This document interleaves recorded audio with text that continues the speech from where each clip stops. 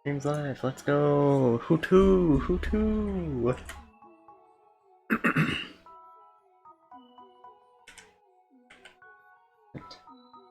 For the first part of this, we just be calm. Performance window. Uh-oh, it's in the yellow for some reason. That's not good. I'm not even doing anything. How is it experiencing issues? Hey, come on. Hey, come on, paisanos. It's me, the Super Mario Bros. Super Show.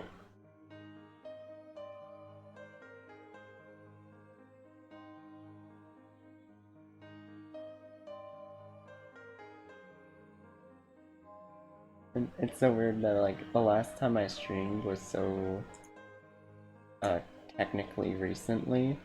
Because I streamed so late last night. That, like, a lot of the places where I promote myself are just like, oh yeah, that last one was me. Now it's Sometimes time. late streams happen. You're an owl. Yeah, well, most of my a thing streams that are late. occurs. This is the offset one, because it's actually early in the day. And that's just done darn confusing to be this early. Hello, Sarah the Owl, and Oh, Lunas. Sarah, Lunas. Hell yeah! Hello, fellow birds. We are going to be filled with nothing but birds. Learning art. There will be several birds. Hell yeah. And if you get points, we can add owls too. We can add more owls. Ah, Oz Nocturne.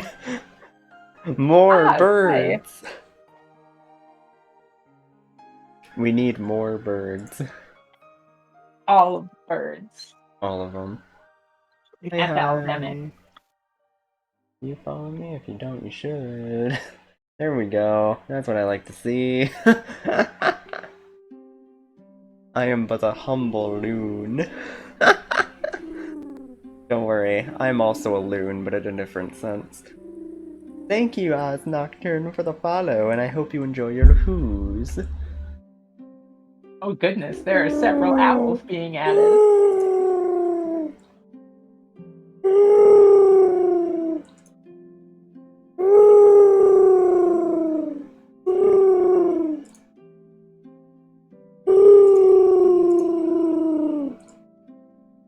Thank you, Sarah, for adding 5 owls. I already had 3 of them pre-placed, because I know how you people are.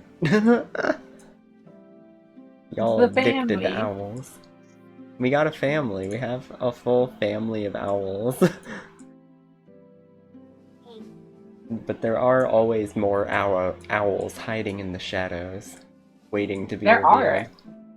Every time I think I've met every single owl, I always find one more, and then I get so happy. There's never enough. There's always more. The parliament. We got a full parliament here. There's more owl VTubers than there are members of any of the big VTuber groups, and it makes me happy. Yeah, that's true. Advantage. Oh, look at that. Ozzy Owl. We got another owl up in here. Ozzy! What's up? Another owl. Yes, but hello. I am Noctua early. And this is my great friend Avery Alexandria. Hello! And we're here to teach me art, because I am very bad at art. There's no such thing as bad as art. There's just you haven't developed technical skills yet. Yeah, we'll which means that. you're bad. No. There's no such thing as being bad at math. You just haven't learned anything about it yet, and thus are bad at it. No, you're unlearned. Yes. That's the nice person way to put it.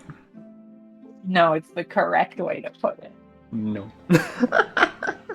Anybody can learn art. It's a fundamental human skill. Just gotta practice it in the right way. Yay! Now teach. Who knew that owls would be curious about an art stream? Well, all the owls came because Avery showed up. So she brought in all the owls for me. So many owls. Mm-hmm. Too.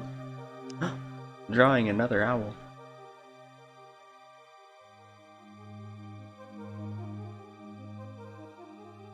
Y'all get to see firsthand the skills of a professional and the skills of a me.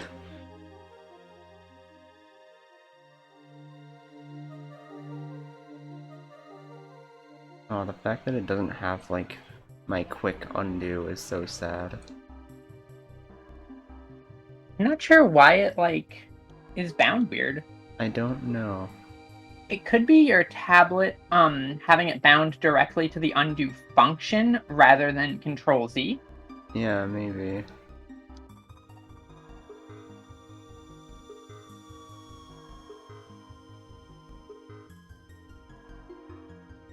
I may not be good at art, but I'm half decent at tracing your art. And that is also like a maybe in terms of that. Yes, for those unaware, this is like an actual artist teaching someone who basically knows nothing about art how to draw. And I, as the hostess here, am the one who needs to do the learning. Oh, look at that owl move. It'd be schmoovin'. Yeah! Okay, but like... yours is gonna... Look, mine's gonna look great in like an hour here when I get it done. It just takes practice. Yeah. No. I am bad. No positivity zone. All positivity zone. Damn it. See, this is why people like you. You're positive. I'm realistic. And make reality into positivity. If it's No. not good, then I will just bend reality to shape. It can't stop me. I will stop you. Tice, what is up? Hell yeah. One of my other teachers is here. Multi-owl drifting. Multi-owl drifting. Oh, you see, this is like, when I see you, like, I look at this and I'm like, how the fuck did you make it look like that? I just don't understand yet.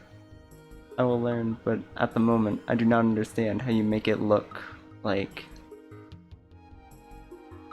I don't know. Like, did you...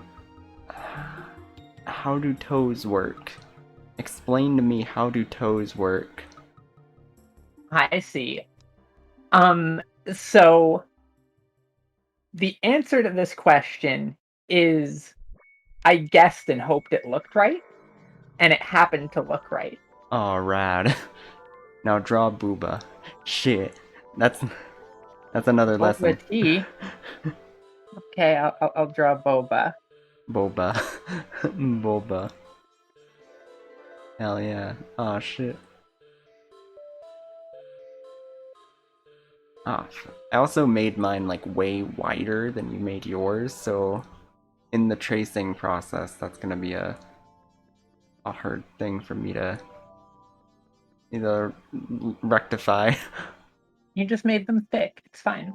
Thick Birdo.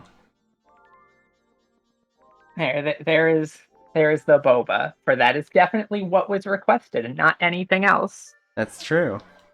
Well, I kind of fucked up that wing, but it's fine. I only know the move hand with pen, then line appears. Hell yeah. I'm still struggling on that part actually, Kaz, but like, I'm doing my best.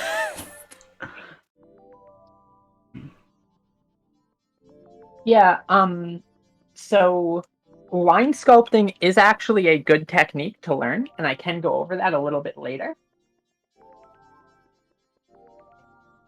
Ooh, I fucked that up I fucked up that toe real bad. Does it automatically toggle to my eraser? Yes, it does. I love this program. Like, for a browser program, it's so good. Things. blurt until it resembles something okay. Photographic memory thing of imagining a thing, then tracing it. Yeah, I don't know how. Like, that's the thing that's like. I don't know how that's even possible to me. Like, you just look at something and you're able to be like, yeah, I can make that. Or just like, I can be looking directly at something and trace over it and still be like, yeah, that looks like a ass. And not even in the good way.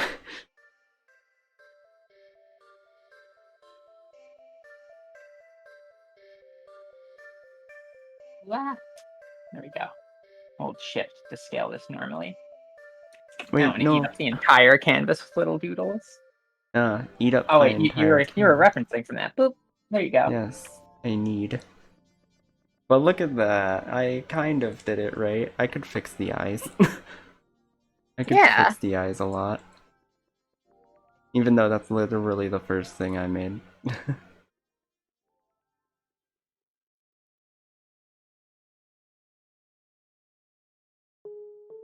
That mistake at the toe is more a control issue.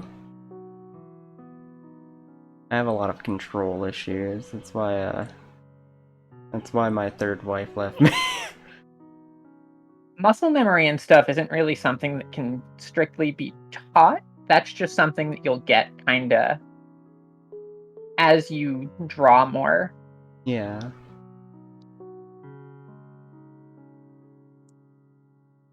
You'll kind of start to figure it out a bit. Yeah. However, we can take some shortcuts on that front. Aw, sick. Shortcuts are my specialty.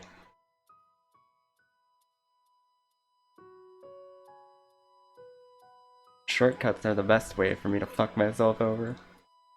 Are you drawing with a mouse or a pen? I have a drawing tablet, so I can I actually also do have a it drawing decently. tablet.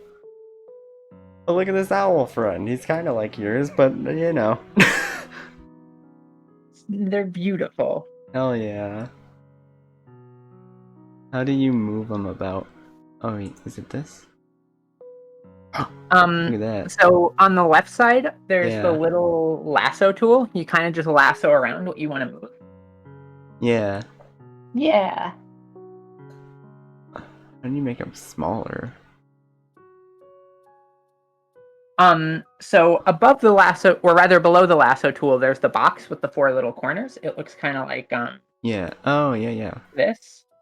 You can use that to resize, and if you hold shift, it'll keep the proportions locked.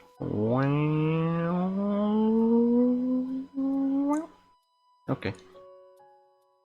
It'll be Oh, this there's a one's tiny. pappy. So tiny. It'll be that one's baby. Yeah. Aspect ratio. Okay, so whoop. I did not mean to do that. Just get rid of it. All of it will be dead. And do that. Oh. No. Wide. Okay, there we go. Look, we draw in 6x10. I will shrink these down. Yes. So, basically, the sort of start of the lesson that I wanted to go over was basically kind of the lesson plan itself. Yeah. And kind of where we're going to start out here is I want to figure out where you specifically want to go with art and what sort of things that you directly want to learn to draw. Mm-hmm. So, You know, favorite artists, art styles, stuff like that. We probably won't go over every piece in full detail, but we might pick a couple of them and highlight certain things. Because kind of where I'd like to go with this is I'd like to go over the process of learning art in addition to directly practicing art as well, because I think there are some manner of improvements that can be made to one's learning speed and efficacy by approaching the learning itself in the correct way. It's kind of like with a learning a language, in that a lot of people approach it in a very strange way and that hinders their progress a lot early on. Mm. Yeah, So yeah, yeah. I know that I mentioned to grab perhaps a favorite piece earlier to set as a sort of goal piece. So Okay. if you would like to drag that onto the canvas now, we can take a look Yeah. at that. It was kind of weird to pick like a favorite piece, honestly. It's definitely weird a favorite piece at the time, but the important thing with these sort of goal pieces is not that they're set in stone or anything like that. Mm-hmm. In fact, I think it's better if they are not set in stone. Yeah. What's good about them is oh, hello, Castle. Hi, Pastel Um Fluff. Thank you for the what follow. I hope you enjoy the yeah. who's. Ooh.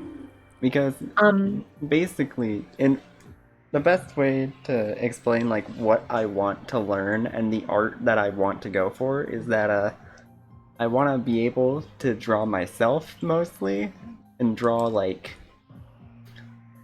mostly just fun shit like myself in different outfits or like memes and uh yeah, memes and just jokes that I want to make with art. hmm. Yeah. So yeah, in this case, it probably Thank you. gets into like animu and concept art and stuff like that. And Mm. fortunately, learning to draw yourself will also entail learning to draw a bunch of other things along the way. Yeah. Thank you, the Kaz, for the follow as well. I hope you enjoyed your cruise. But yeah, I didn't get like, cause when you were telling me to get stuff, wasn't really sure what to get. I was like, I don't know. All of That was my part of the intention. yeah, I wanted you to get pieces that you liked, not necessarily that met my criteria. yeah, but it was like all of, cause I'm not like a huge art person. I don't go out of my Hmm. way to like find art that I love. It's mostly just when I see it, I like it, and it's Yeah, like a. I'm very simple in that regard, I always and like to compare it to like people are like, oh, I'm not an art person. I'm not qualified to say if I like this piece of art or not. But it's like, you don't need to be a chef to tell if food tastes good. And I yeah, feel but it's very similar I would say the on that same front. thing about food. I would say the No, exact same you thing you about. can tell if there is food that tastes good to you. Yeah, but like, okay, food is special is different for me because I specifically have like I can't call it a disability, but like I have a certain like thing where my nose is extremely sensitive. So most any food that has like a strong smell, I can't eat. So I'm cut off from like most foods because people will put certain seasonings or spices in them that will just make them inedible to me. True, but you could say the same thing for art. Not everybody likes surrealism. Not everybody likes realism. Not everybody likes, installation art. Because it's all a matter of taste, and nobody can really say what art particularly speaks to you but yourself. And it's kind of like with art especially, I think pretty much any taste is valid. Like if the art makes you happy and you like how it looks, Yeah, then in your case it's valid art. yeah. But like the weird thing is like in terms of art and food, I'd actually say they're like even though I would describe myself as like not qualified to say any like if it's good or not, it's for completely different reasons. For food, it's because I don't like anything, but for art, it's because I love every piece of art I see. But Like I that's am still not picky valid. at Like all. Like I'm I'm the not at same all way. picky. Like I'll see like a stick figure and I'll be like, yeah, that is some art right there. Hell yeah. Like An the other analogy day I I always made a no, go ahead. fucking I made like a little guy I named Sleb and I fucking love him. Sleb's a good name. Did you see Sleb? I don't believe I'm I pretty did. sure I showed him in the channel, Let the me check. the art Oh, channel. I didn't realize that they had a name. Yeah, I put the name in a different channel, I think, when I showed him, like in a different Discord when I showed him off there. Yeah, this little lad. Yeah, this little lad. I can quickly draw a Sleb. Is that where all the VTubers get their art from? Sleb? Yeah, Sleb. Sleb. No, this is where they get all their pills from. Oh. Yeah, because Sleb was made because I was looking at my pill bottle and was like, okay, I'm gonna draw that.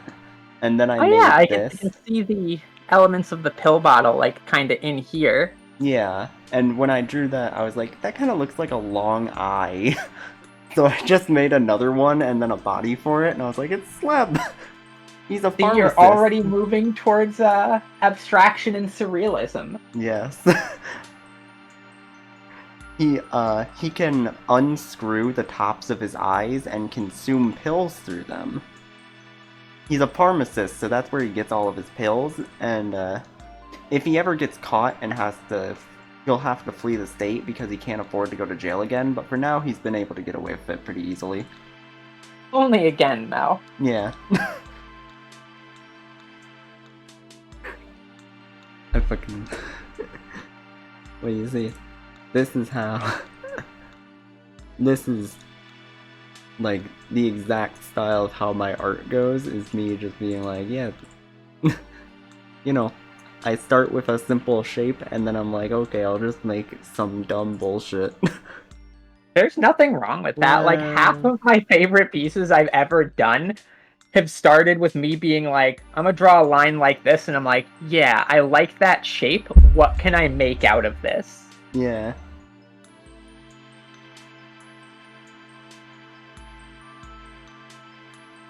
I tend to use realist and abstract art, but in my opinion, it's more of a composition and emotion thing. It's not too hard to do, unlike photorealism. Yeah, photorealism is definitely like a different thing, where it's like, actually, if I were to pick out an art style that I dislike, it would be photorealism. Because I'm like, if I want to see outdoors, I'll just fucking look outside. I don't need art for that. I think both are Pictures, valid, but photo. take very different skill sets. Yeah. Yeah, like it's very valid. It's just for me personally, I'm like, I don't want. That's not what I look for when I look for art. When I look for Hmm. drawing. I mean, I'm a huge, huge fan of surrealism, Yeah. so it kind of lends itself well. And yeah, see, you've got preferences. Yeah. You just have to talk with me for a little minute, few minutes, and then I'll actually think. Yeah, that's a good place to stop that sentence. Actually, then I'll actually think. It takes a lot, but I can actually think every once in a while. I keep my thoughts sparingly. Yes. You have to really They only force them come out of so me. often, so I have to conserve them. Yeah. You really have to drag them out kicking and screaming. Yeah. So drag that art piece that you like out onto the canvas, kicking and screaming. Hell yeah. Oh, I almost. Can I eat it? No. You can try and eat Sleb, but he'll probably eat you first.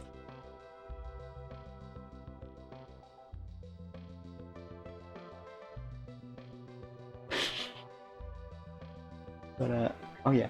Was I supposed to? Yeah, you should just be able to drag it onto the canvas directly and it should paste and then you can resize it and stuff. Okay. Oh god. I've made it too big. Too big. I do not see it. Oh, really? I can see it on my Huh. screen very well. Oh yeah, I see it on your screen too. What is Why did it cut off going on like with that? up there? It Why did wait. Okay, it there we cut go. off? It fixed. It cut itself off because it was too big for the canvas.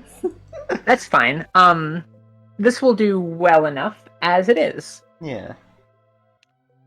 So one thing that I always like to do with goal pieces like this is basically I kind of set them as oh, I like, Mhm.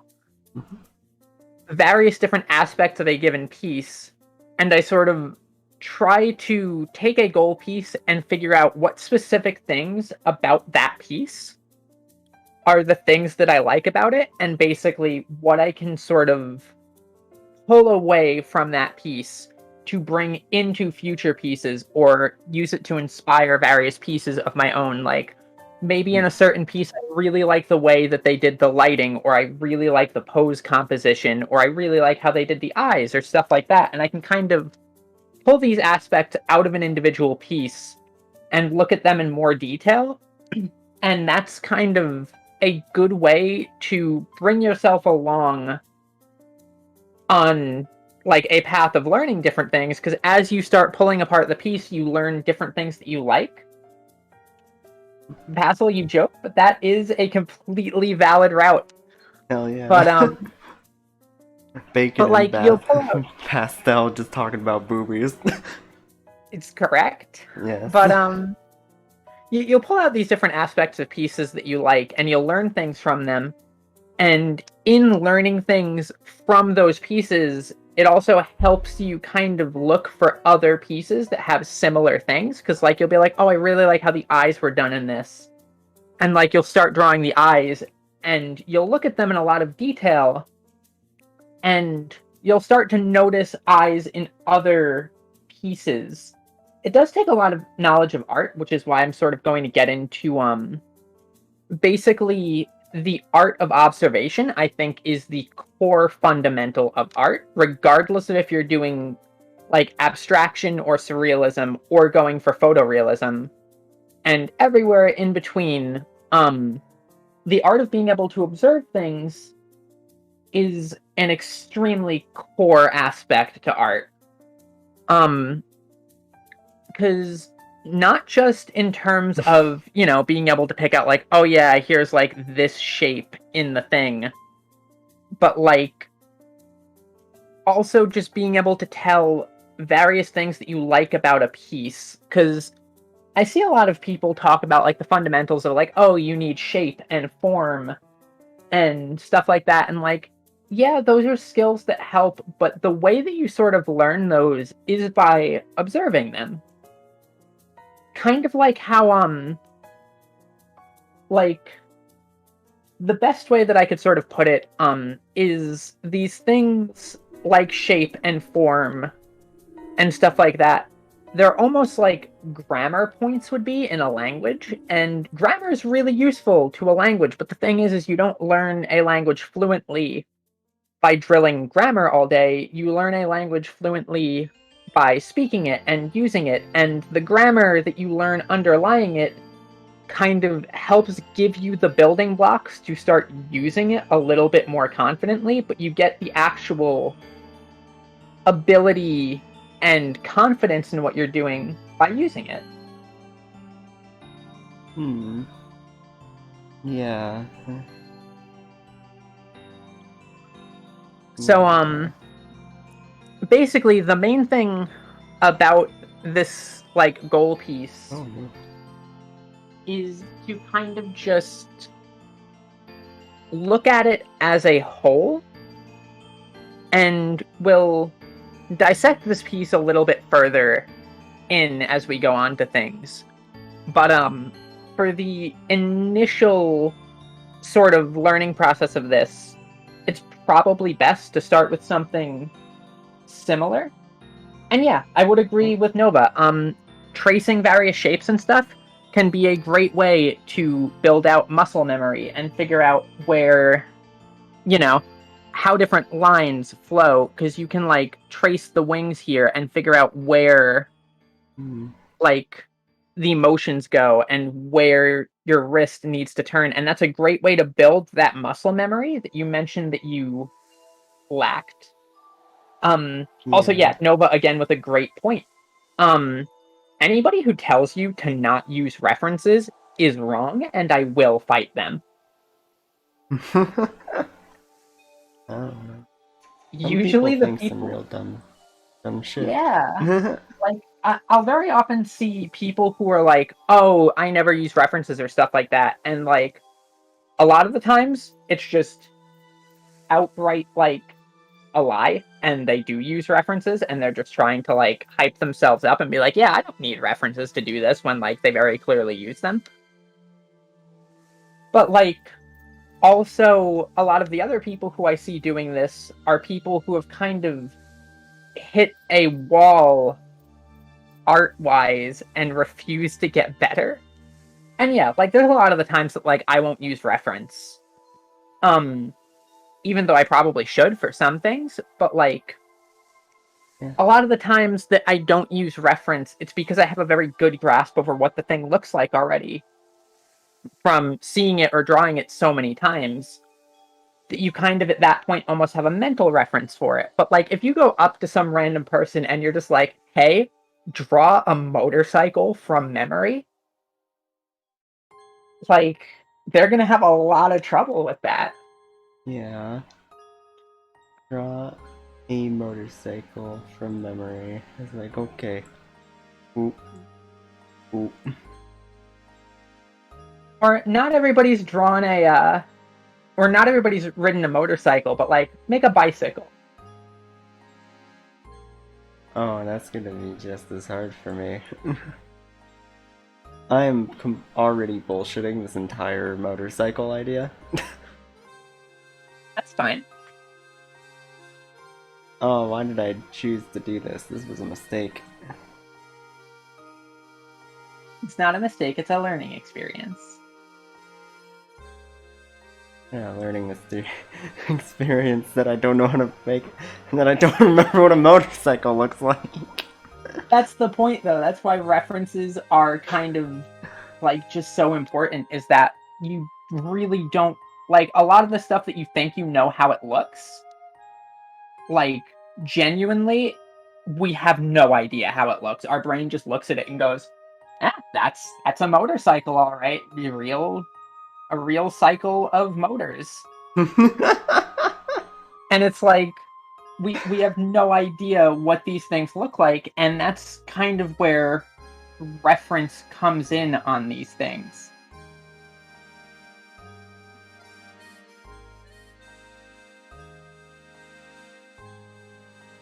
I think I might have made a horse motorcycle. Oh, it's the cycle from Zelda. Yeah, it's the cycle from Zelda. Look at that. That's a perfect motorcycle. I don't know what y'all are talking about. And look at the little guy riding it. He's happy as hell. This is a Yeah, happy Yeah! I don't know why, but I really love this smile that I made. It's very simple, but it has a lot of charm. they're so happy. Yeah! The mud guards. Actually, learning to actively look at things is really important. A real Yes. Chad would draw a banana with real. Aw, shit. I didn't even notice that. I didn't even notice the banana, and I'm like, god damn, that's so good.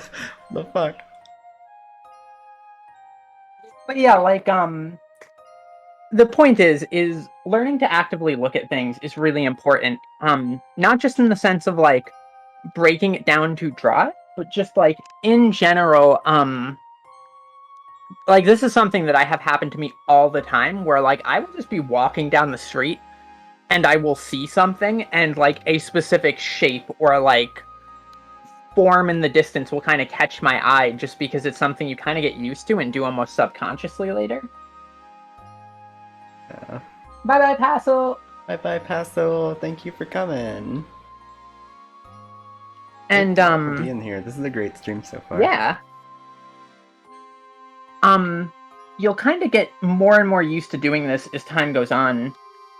And I think sort of the core skill that, if nothing else, that I can impart through this would be building the skills of active observation. Because things like form and shape and stuff like that will develop as well from getting good at active observation. Muscle memory isn't something that like you need to super worry about just because it will come with time. Though I would recommend doing little wrist exercises and stuff because you don't want to be me and have a ravaged wrist that is hurting constantly. Too late. No, don't do an Avery and ruin your wrist. It's the worst. My entire body is ruined. It's just nothing but ash.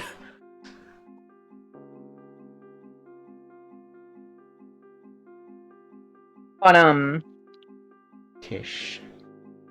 yeah, so basically, with active observation, the best way to do these sorts of things is to kind of start simple and work our way up. Yeah. So, you should have a sort of more simple image that you gathered to earlier. Yeah. So, go ahead and bring that on. Yeah.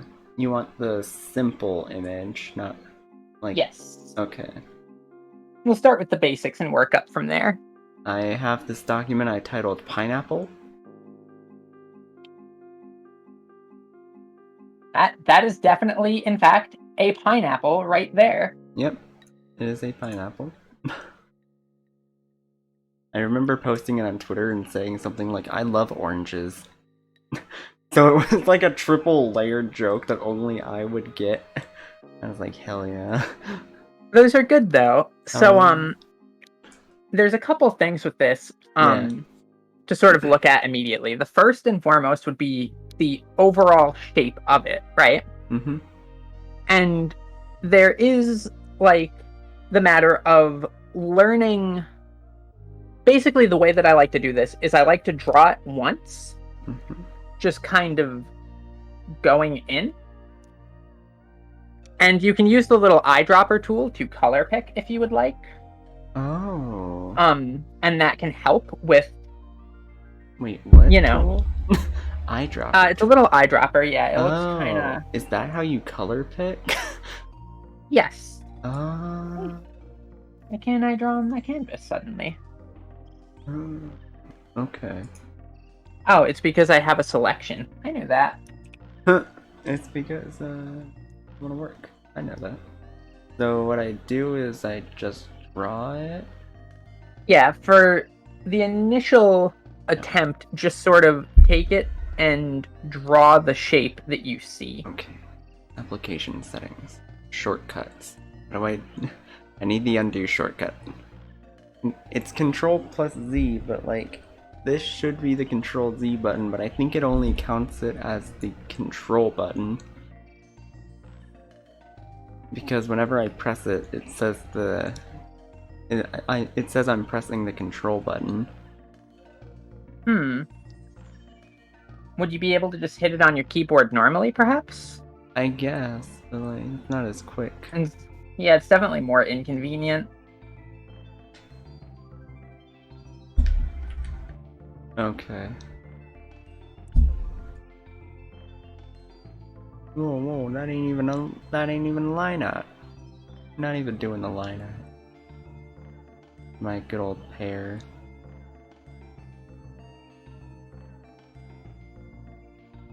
No tracing for the first one. Try to go without if you can. Oh no. Oh, my one trick. Okay, let's just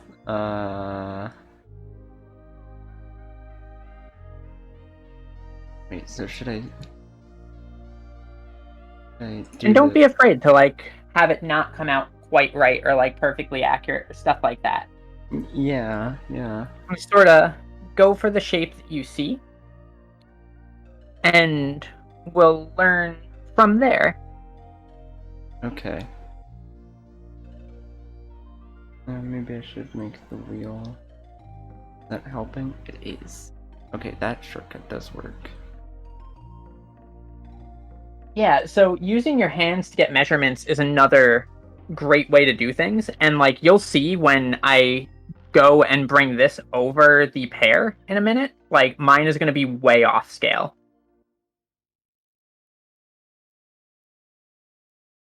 Like some things that I already noticed is like my stem is way too short.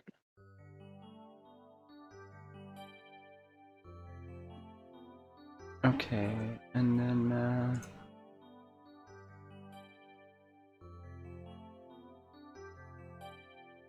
perfectionism is a killer, but what's even the point if it doesn't look right, you know? Things don't need to be perfect to look right, is sort of the point there. Okay. Oh god, this shape is awful. Okay, so a general outline of it would be like...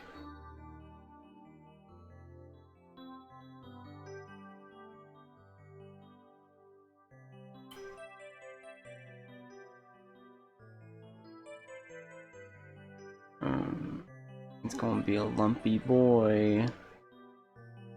Cause lumpy is how I draw. Like, ugh, it's so hard to draw. Full stop. Like, that's just the full sentence. But, like, everything I do just looks so lumpy and gross. That comes with practice, friend. Yeah.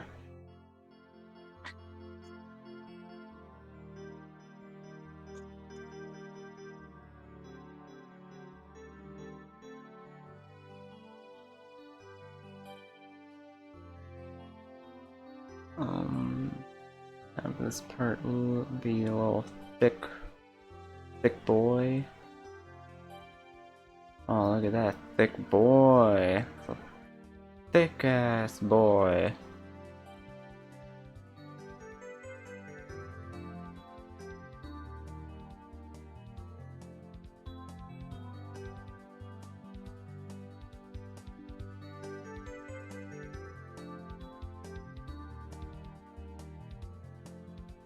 Yeah, sorry I'm not reading chat as much. Feel free to use your hand to get measurements.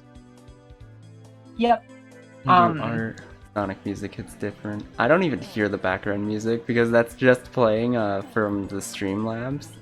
So I cannot hear it at all.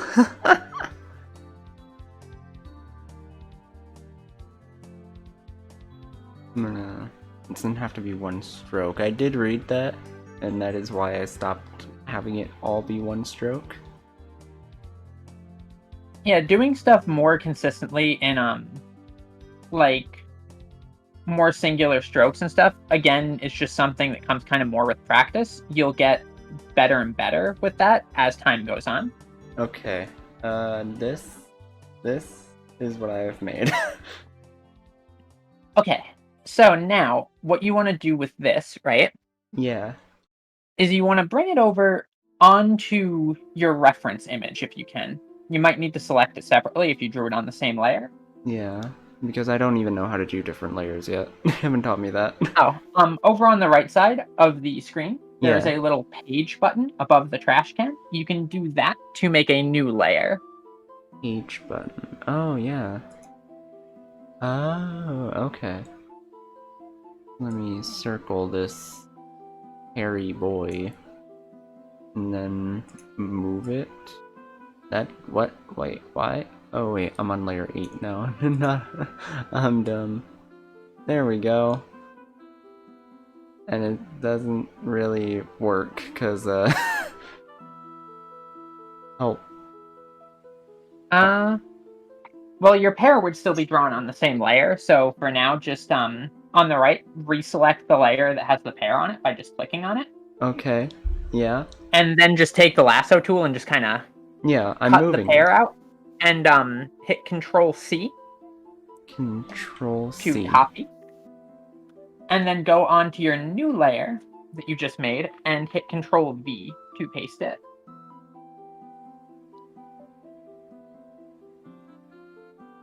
Confused.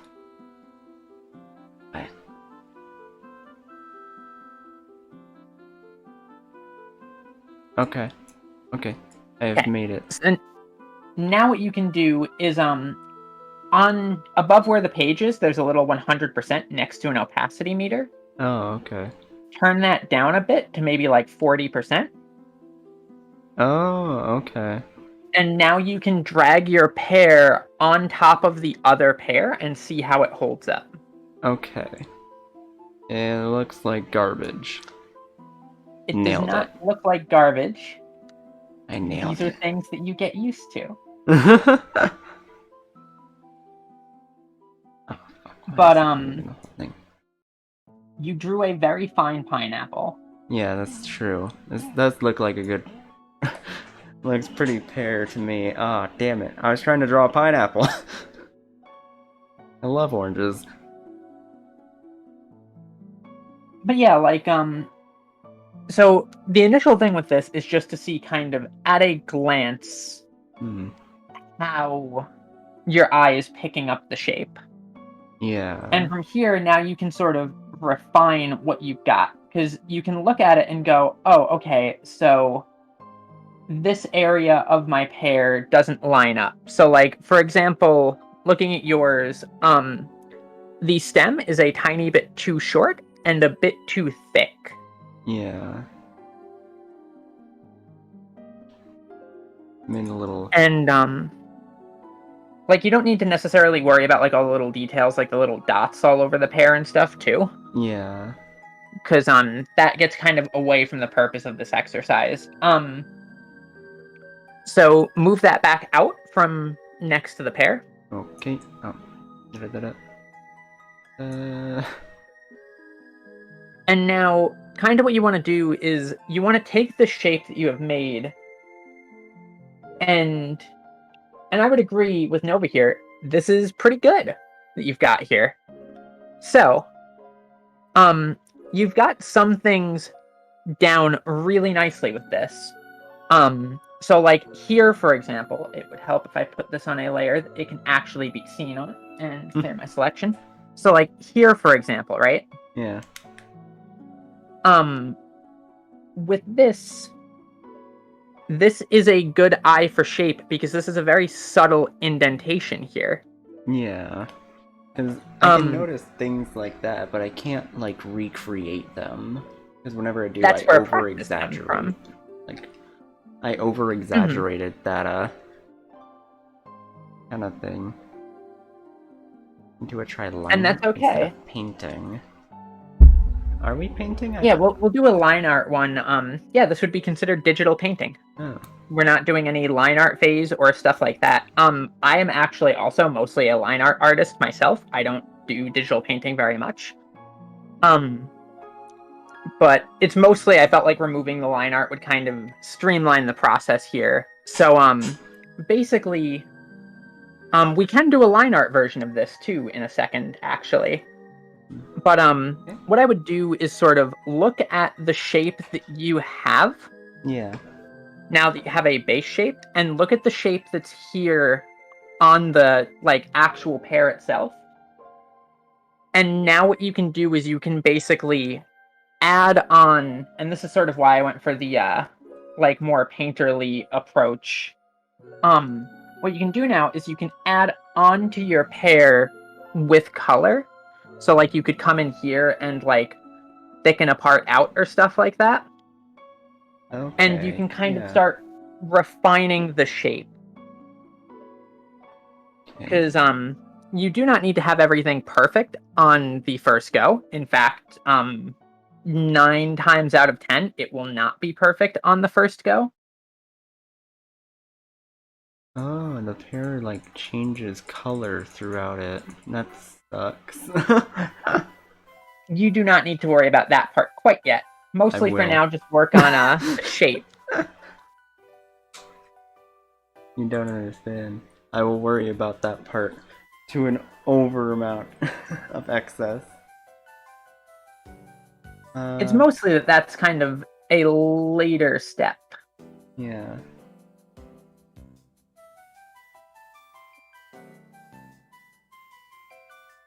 For now, you want to get the shape refined. Make that pear booty thick dough. My printer messes up enough that I cannot even say that printers are perfect on the first try. Printers are never perfect. They do what they try. They don't even try. It's against the business model to be perfect, because then it would make people not need to buy extra shit for them. Yep. That's a light source meme. Practically no one is perfect on the first go. Well, yeah. No one is perfect, but like, I can try, you know? I can try to be halfway decent. Yeah, the effort's good. It's just don't hold yourself to standards of perfection Yeah. when standards of perfection kind of don't really exist that much. Like you could take like a Rembrandt painting and I'm sure they could nitpick issues that like they have had with their own painting. Oh, where am I? What? Wait. Let's get on layer 8 and then try and erase. Is the eraser working at all? Why is it not?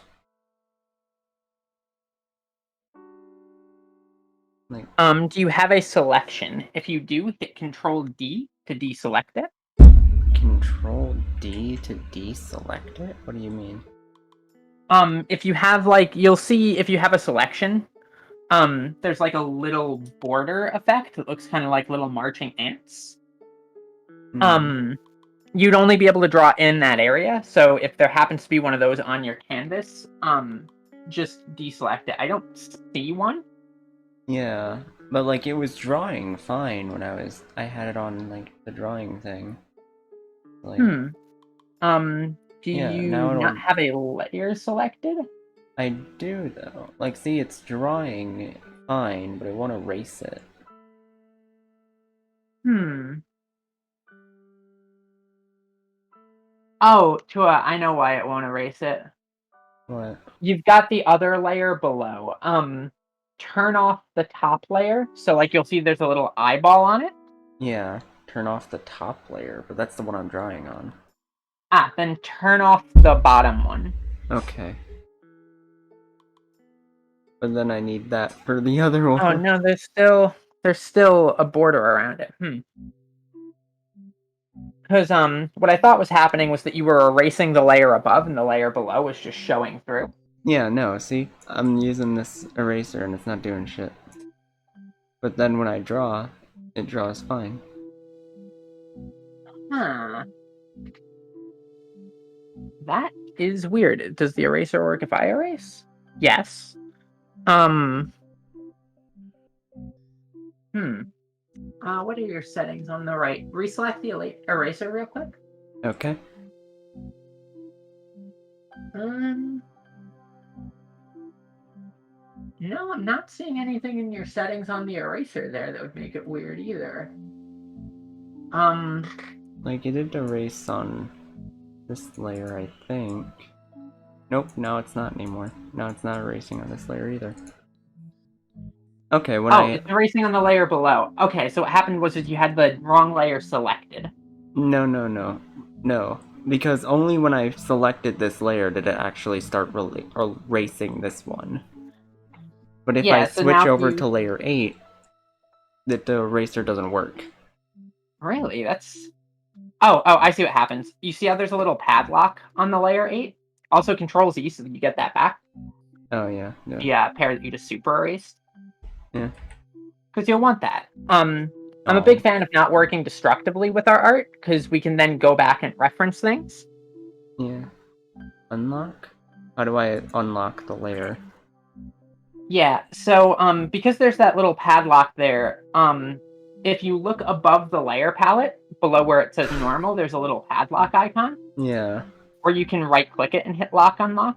But once it's unlocked, now you should be able to draw on it just Wait. fine. But when I press it, that locks it. Why is it not unlocking? Like, it unlocks, but it already was unlocked. I think it was unlocked beforehand. I am confusion. Well, you want the padlock gone is the But all doing the padlock thing does is add the padlock to the left of it.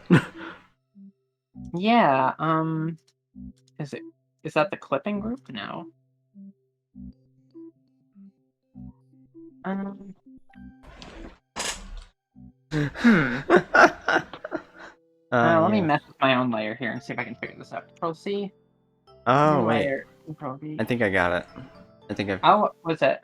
There was just something next to the opacity that locked it for some reason. Oh, you locked transparency on it. Okay. Basically what that does is like, okay, yeah, so that's the padlock for that. What that does is that locks transparency so that basically, What the you can fuck? kind of basically draw and it won't go outside your previous lines with it. Wait. Wait a minute. What is it doing now, though? Like, I have it on the eraser, and I'm drawing, like, to try and erase, and it's just adding shit. What is going on? Now it's because there's the layer below that is visible. So what's happening is as you go and, you know, What? basically what's happening is there's a layer visible below that to us, Yeah. and Oh. as you go and erase, you're making the one below it visible. Oh, okay. I understand. Yeah, so like now. the stuff that's under is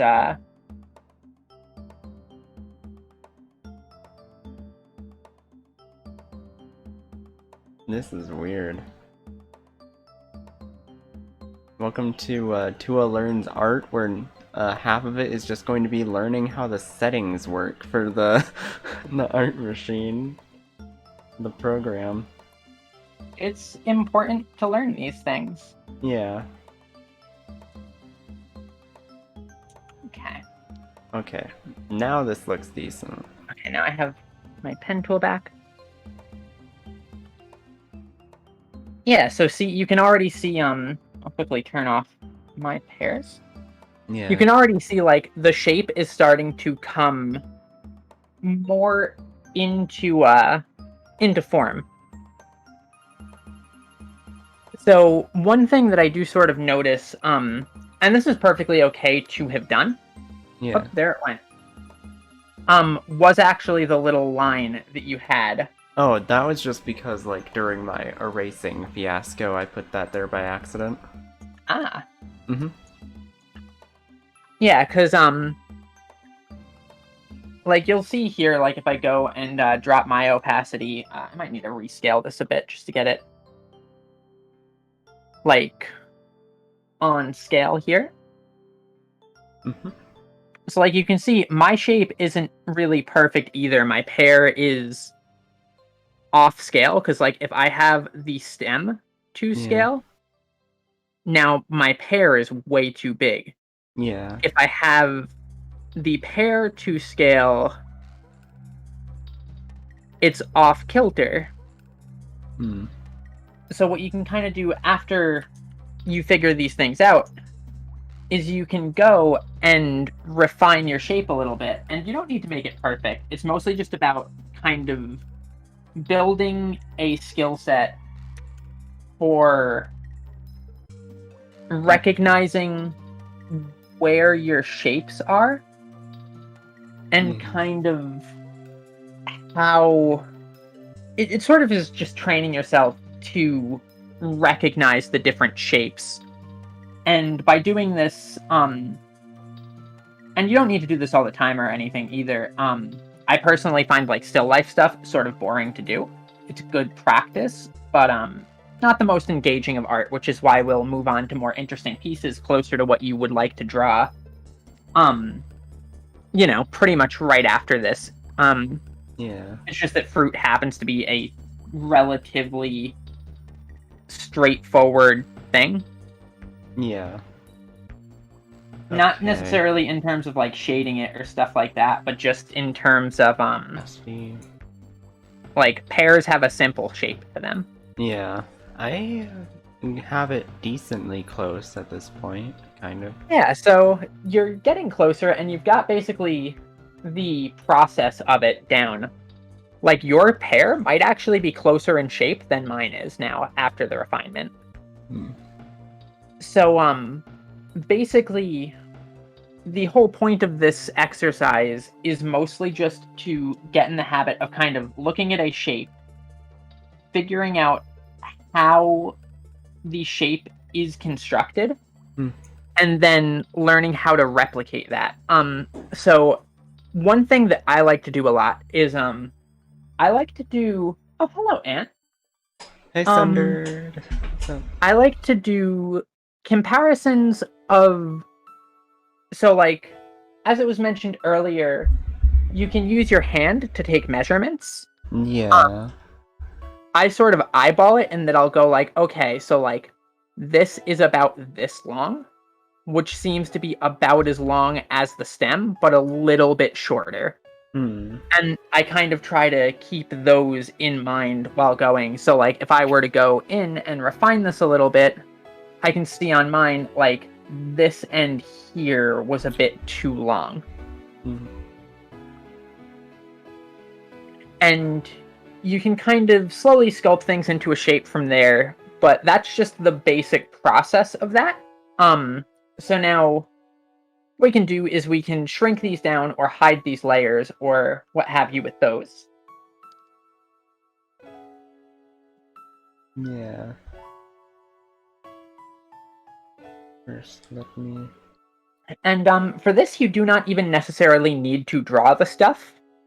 Um, very often when I'm just out and about and walking around and doing things, I will just be looking at random objects and just thinking about how they are shaped, like some sort of weirdo. Nah, that's the artist weirdoery we need.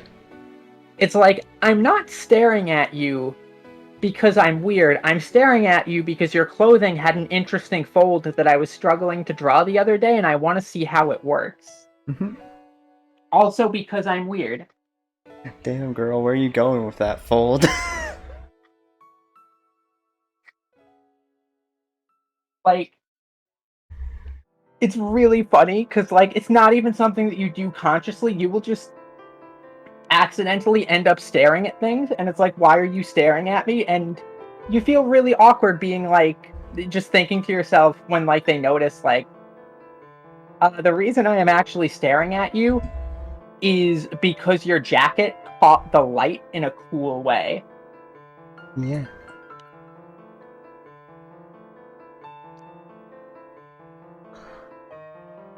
Where you were standing in the gas station, the fluorescent lights were creating a cool rim lighting effect. Hell yeah.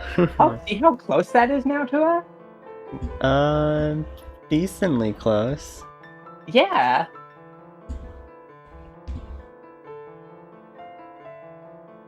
And like I said, you don't really need to practice these things all the time. You'll get the hang of it more and more just by drawing, but Yeah. the basic principles of observation are something that you want to keep in mind pretty much no matter what your art skill is. And because be you the greatest painter in the world or a complete novice who has never picked up a pen before, observation will be a useful skill. Oh, move the opacity up and down as you have it over. Okay. Yeah. Well, I probably should have done that a little bit ago, but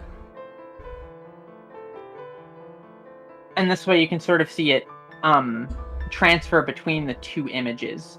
I think you yeah. moved it slightly out of scale to it. Yeah, it's out of If scale you now, hold but like, shift when resizing something, it will keep all of the proportions locked. okay. Yeah, yeah. Hold So it'll just shift. linearly downscale or upscale it. Okay.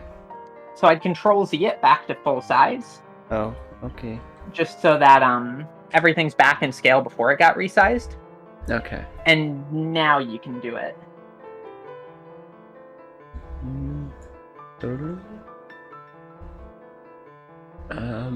Yeah, this is where the stem should be. And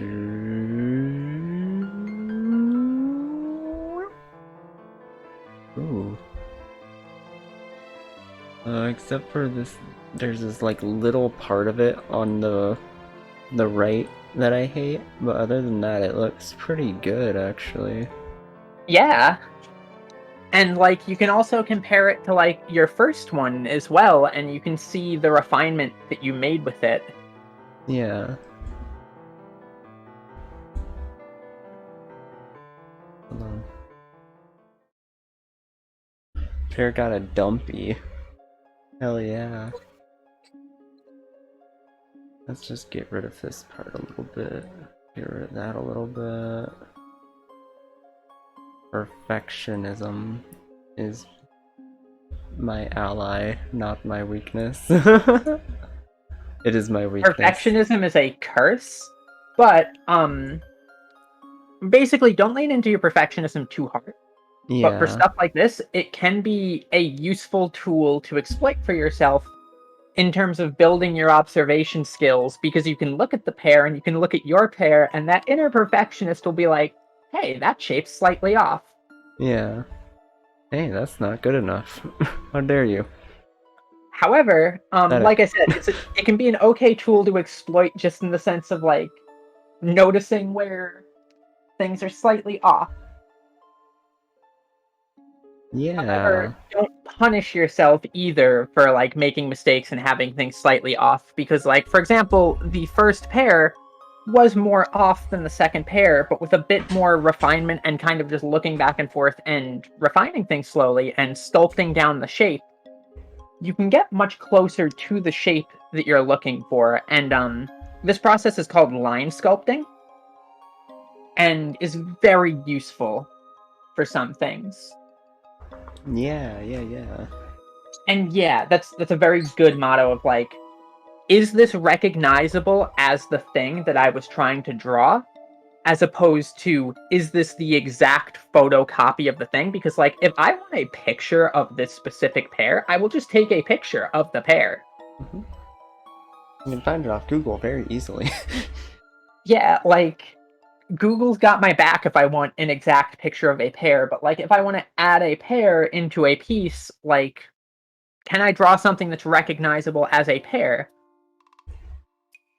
And for your pair there, I would say both of them are recognizable as pairs, but the second one especially. Yeah.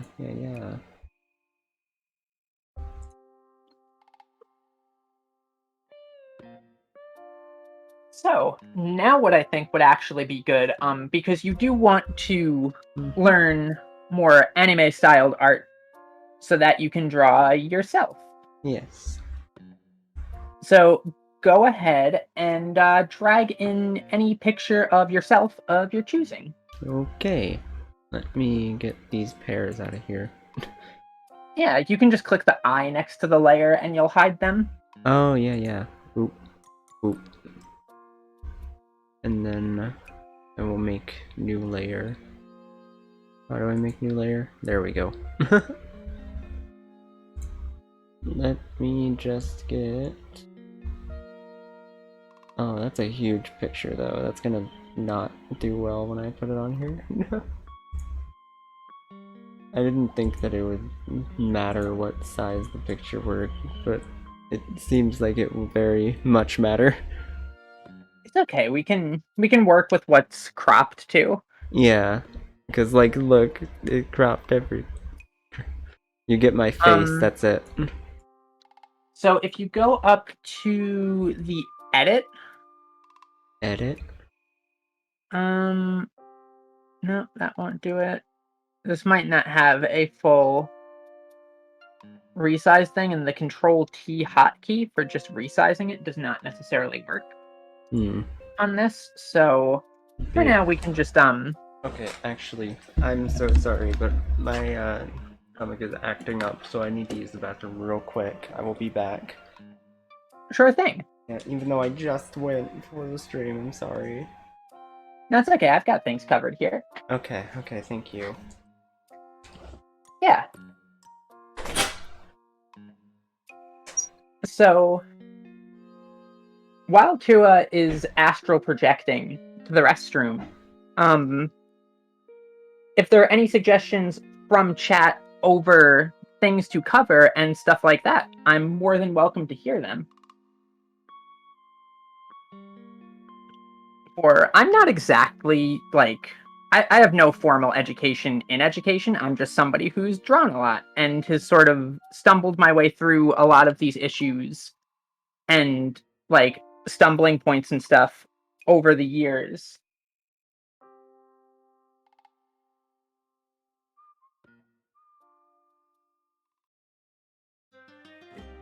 Shapes, shadows, and highlights.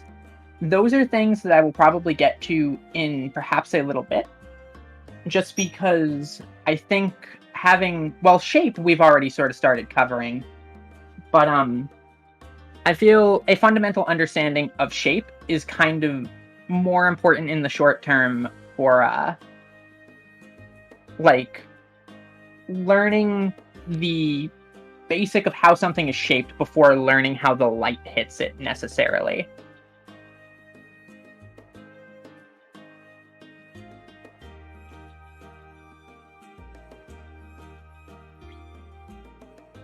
Yeah, no horny while I'm here. While I'm here, it's a say-so zone. Until Tua gets back and stops being a say-so zone.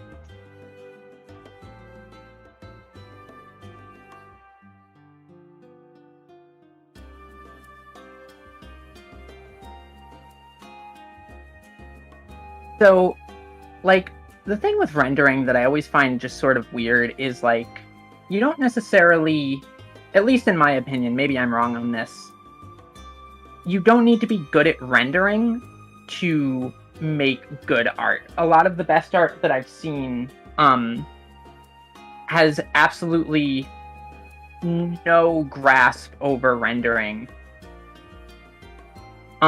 Perspective is important. Perspective I will be going over. That kind of comes back into observing shapes and being able to break things down.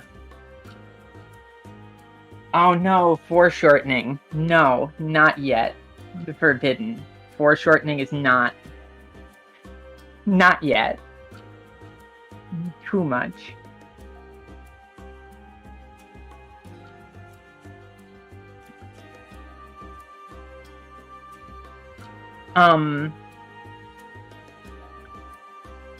Because I do think it's useful to pick up like the absolute basics of kind of how to learn before moving on to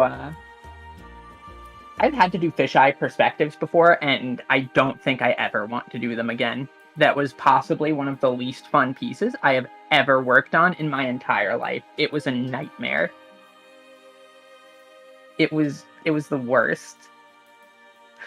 But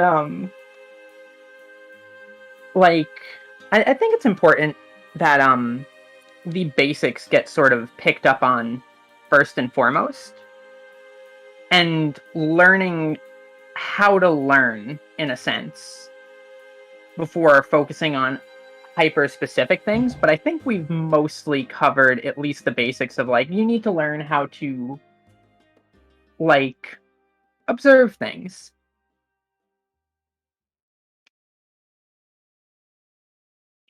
And I'm just trying to think here what would possibly be some of the best exercises to observe. Because I know I'm not going to be the only teacher in this series. And as the one sort of first in line here, I want to leave with a really good baseline of where to go from here. Okay, I'm back. I Welcome am back. back. Oh god, I'm so sorry for having to do that. No, that is okay. I sort of just rambled aimlessly. Yeah, that's good. It's good. What happened while I was Next, we gone? will be teaching you curvilinear fisheye perspective. Yeah. Back to a default pose. Looking through chat and seeing what y'all were saying while I was gone. I have the Only vibes, I tolerable know. things, I assure you. Oh yeah. Oh, look at this. I love the little art. I love these so much. A hydrate. Fuck yeah, thank you, Giraffe. Hydrate. The hydrate will go well with the stomach bug that I'm almost certain I have. Oh But that's no. beside the point. I can still keep the show must go on. Yeah. Hell yeah. Okay, so, while you were gone, I was asking for suggestions over what things to go over next, and, I've gone over this a little bit in other lessons off stream, but, perspective and shape and stuff. Yeah. I'm not gonna go super advanced into perspective, but, just, again, it kind of comes into the nature of building your observational skills. Yeah. And you can do things like set up a perspective grid and stuff like that, but that'll come a little bit later. I think that's probably more advanced than we need to get right now. Um, but in terms of basic perspective, I would say just in general, what you want to do is you want to not just practice drawing shapes in perspectives, Mm-hmm.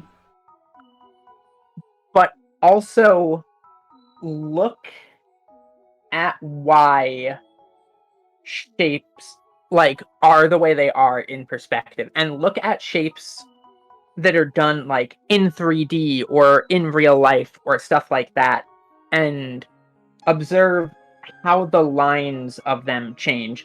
Cubes are very good for this just because they have fully straight lines, but don't hesitate to like pick up cylinders and stuff like that, because like really an arm is just kind of a fancy cylinder. Okay. The real struggle is just drawing straight lines. That comes with practice. Yeah. A good tip I can give for that is instead of drawing from your fingertips or your wrist, draw from your elbow and shoulder. You'll get a What much does more that mean? sort of, so like when you're drawing, normally you have like your kind of fingertips, like how you would write, right? Yeah. How do I And draw from my shoulder? basically what you're doing for that is basically hold your fingers and your wrist still Mm. and move the rest of your arm without moving anything else. And it takes a bit of practice to get used to, but that can help you get sort of more like confident lines. And once you're a bit more experienced with both of them, you'll kind of get a feel for when to switch between the different ways of drawing. Draw with your feet. Talons are very hard to draw with. I don't think I'd be able to do that. I can write with my talons, but it's kind of like writing with a knife, you know? That's the best I can do with the way my tablet's positioned. Oh wow. Wait, what? Oh, with your talons? I, I have I have drawn a square. Wow. It's Beautiful. definitely what that is. Yeah.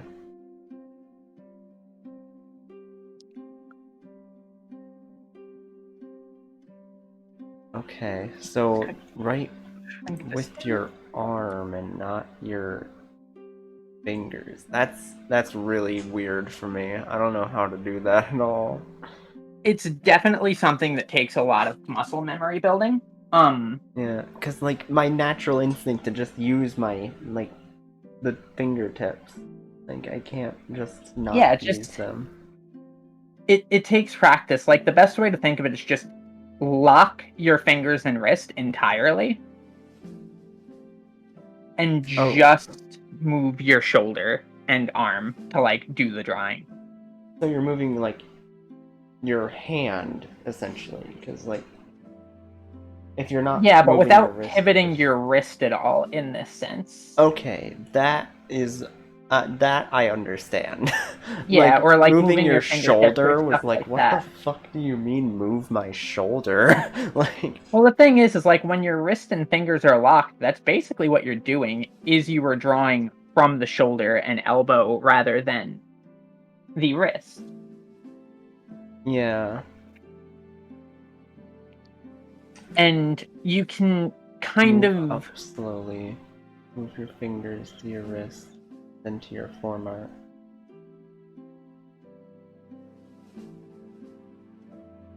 Yeah, so like drawing just with fingers and nothing else. Yeah, drawing with fingers. And then now just drawing with hand and nothing else.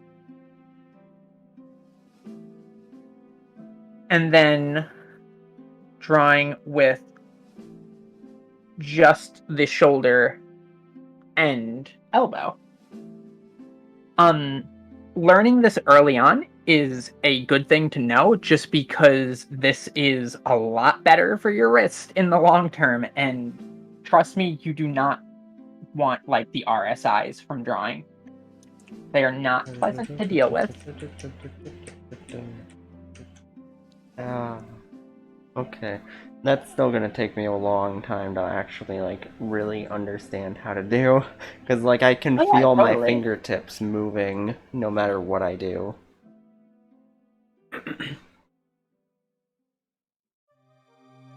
Yeah, this is my friend Avery Alexandria. These doodles are from Avery. Like this is Avery. Everything on this side is Avery. My drawings have been hidden away. The layers are gone. Like this is the pear I made. It won't show because I'm not using my mouse. You're on top of the pear. I'm on top of the pear. She, her, Fluffy.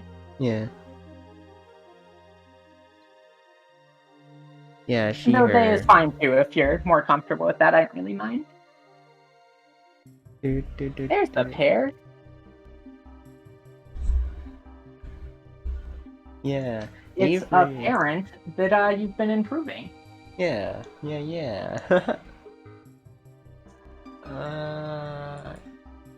No. Oh yeah, because I have the pen near it. I need to learn that as well. Like to not keep my pen close to the drawing tablet. I do that so often with my older tablet. Yeah. Okay, so Tua. Yeah. Take that reference image of yourself and shrink it down a bit, just so we have some more canvas space. Okie dokie. And I will clear off the doodles a little bit. Oh yeah, I'm supposed to do the shift thing. Yeah, I keep hitting Control T, try and transform, but it doesn't work. How? That's a good amount. I don't know what layers I put stuff on. That one. There we go. Okay, so oh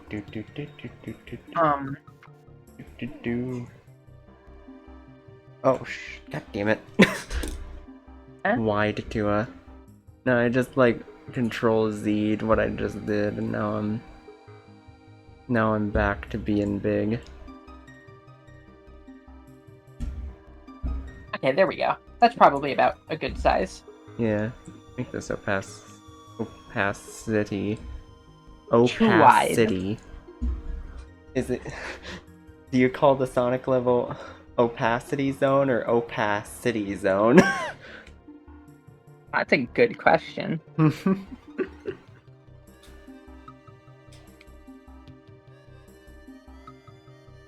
There, now we've got a Hidamari sketch Noctua. Oh, nice. Oh wait, I should make. No, you're going too fast. I can't. Hold on. Yeah. God damn it. You're so fast. I can't keep. Don't worry, you don't need to worry about copying this one. But I wanna. I wanna. Fair. I wanna make that because that's cute. It is actually really cute. Yay! Look at how cute it is. Goddamn.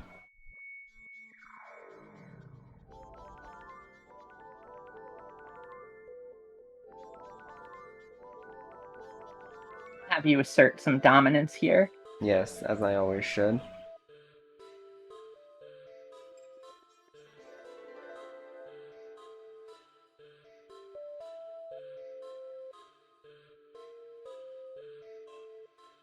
I really needed to see you doing was the hair, because I think that's the part that, like, in my head, I don't know how to do that.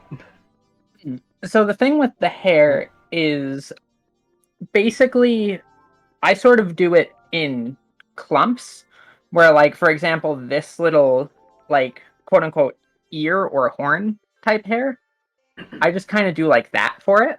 Hmm. But you won't necessarily have the muscle memory for that yet. Uh, Fluffy, we're both drawing because we're using a browser source called, is it Aggie.io? Yep. Yeah. It lets you both draw on the same canvas. Handwriting failure. Okay. So what did you do after you made this part? And Like this you is made. the So the thing with this is I didn't use like guidelines or anything for this just because I've drawn a lot and thus Yeah. they're sort of just there. Were I to sort of break this down into guidelines Uh-huh. cuz especially as a beginner, it's easier to think of things as a sort of series of shapes rather than just Yeah. like, oh yeah, this is just how the thing is. Yeah. You need Um a step by step. And not the yeah. step one, draw a circle, step two, finish the rest of the owl. Yeah. So, basically with this, the basic shape of the head, Mhm. even discounting like the little cheek blob there, Yeah. is basically a box or a loaf of bread. You've got a lovely loaf of Loaf. bread for your head here. Yes. Loaf. So I'd want to like. So would I want to have it as like a loaf of bread? Yes, we can fix this later. So like go ahead and basically fill in kind of that base shape there. And then you've got another little bit here that would be sort of a rectangle or a cylinder for the neck. Yeah. Towards the center of that rectangle. Because if you think of the head from the bottom Yeah. as being a weird loaf of bread, you have the neck kind of connect here. Yeah. Um, so with the body, Yeah. we've got like another box. You've got a very Roblox sort of form here. Yeah.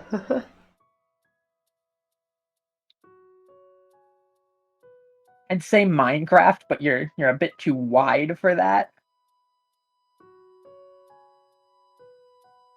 And for this, you could break this down basically as two boxes, one going this way and one going this way. Okay.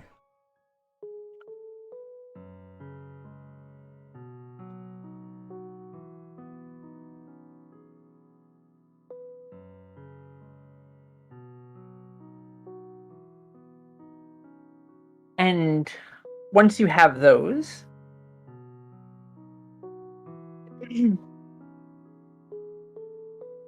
and this is something that you'll actually see a lot, even with like professional mangakas and stuff, especially if they're doing the things traditionally. Mhm. Um, like I see some mangaka, what they'll do is they'll like draw a pose in rough, basically, Mhm. and kind of from there they'll go back in on another page entirely Yeah. and basically do what we did with the pair with their rough drawing. Hmm. Because doing it like this, they can let it get kind of as sketchy as they want it to. And this is more of a traditional art thing than necessarily a digital art thing. But you'll kind of at least want to keep it in mind that like you don't need to necessarily be perfect or do everything on one layer just because you can go back in on another layer above this. So what we're doing right now is we're laying in guidelines. Hi, Top 5. I am learning art. So for this hair clump here, you can just kind of put these in as these weird, like, bamboo shoot sort of shapes. Okay. So, like, just, I make them too round near the top. Hmm. Yep. If you look at your reference in the bottom left corner, Yeah. you'll see that they sort of start very wide on the bottom, Yeah. come in, and then sort of kick up at the end. Uh, Almost like little horns, kind of, but very, very thick horns. uh, uh, like it's so hard to like draw shapes good. It's okay. So kind of the way that I usually like to think of this, and when breaking it down into That its one's different. different, like breaking it down, you like to think of it in terms of size and proportion and length and stuff like that. So, like, if you're trying to copy this, try to like take this length, and if you want to measure it like with your hand, you can put your hand against the screen basically Yeah. and get an idea for how long that is, and then measure it against other objects. Yeah. I feel like I was I able to don't. get this one right, but then like whenever I try to do it this way, like I'm not able to like do it the same way Hmm, because I'm um. going like right to left with it instead of left to right. Yeah. In more robust programs like Clip Studio and stuff like that. Oh wait, no, this has a rotate canvas feature. Never mind, I am wrong. Oh. So you see the little icon that looks kind of like this? Yeah. You can take that and you can actually use that to rotate the whole canvas. So if you find yourself unable to draw a line at a certain angle, don't hesitate to rotate the canvas to an angle at which you can, in fact, Yeah, but this doesn't do the help. line. This does not help. Because the best I can do is like make it like upside down. Upside down drawing is actually something that is done a lot when learning to draw from reference, Okay. because what it does um is basically it helps get away from the segments of your brain that recognize things in their more abstracted, or rather their less abstracted forms, where like you'd see a face and you'd go, oh, that's a face, instead of like if it's upside down you kind of end up more with like, oh, like this is a shape, this is a shape, because you stop seeing it quite as much as a face. Yeah, I guess. It doesn't always help with everything, but it's just another Yeah. tool to add to one's toolkit. Yeah. God damn it. I feel like I'm so close to getting this, but then like, okay, that's Yeah. there. So here's the other thing, Tua, Yeah. is you were going to do this in one stroke. But Yeah. if you think back to how we did it with the pear, what you can do now that you have these base shapes in Mm-hmm. is you can grab the eraser tool and your pen tool and you can re-sculpt the line and be like, oh, this section of the line isn't round enough, so I'll erase it and add some more. Yeah. And you can kind of use that to refine your To what? shapes a tiny bit.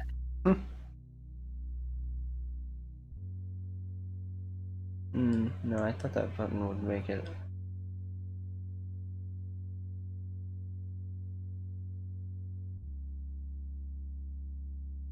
That does turn on the eraser, but it doesn't seem to erase.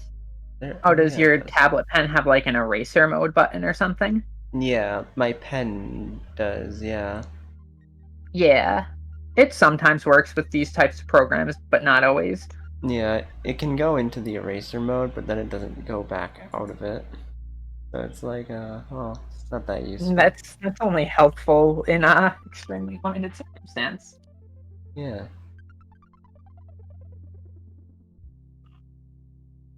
But Ish.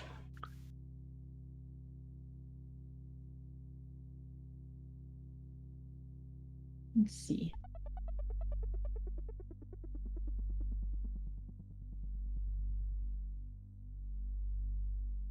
It's getting there. Ooh, that one was pretty good. Yeah. Okay. Yeah. Yeah, so now looking at this, you can compare some other things too to further refine it. Like when you look at these, you can think of them in terms of sort of their proportion to the head. Mm-hmm. Or like you can look at how long the head is overall and see like where the gap in the space is. And you can kind of adjust that down to slowly refine things into being more in proper scale. Yeah. Okay.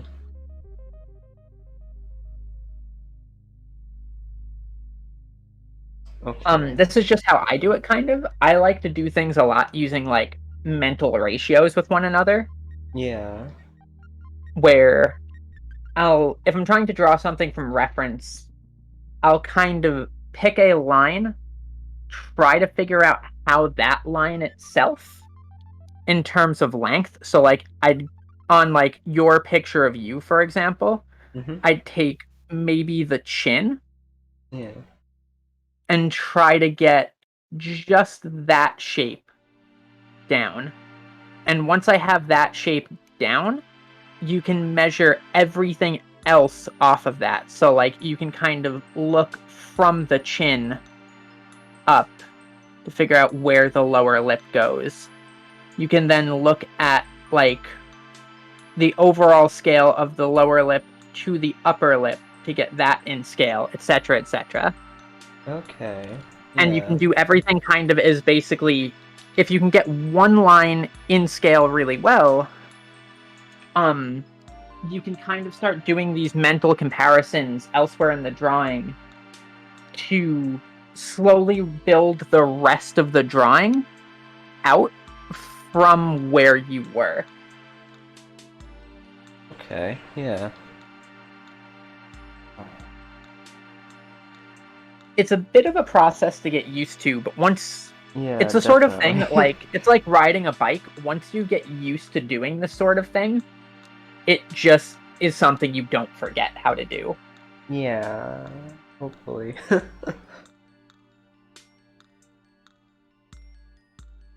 So, like, what's next here? So on this, now that we have this sort of shape already set up, Mm-hmm. the next step, if you wanted to get it super accurate, would be to kind of refine down the scale of everything, but that's not super important for this, so we can skip over that if you would like, just for the sake of keeping pace. Okay.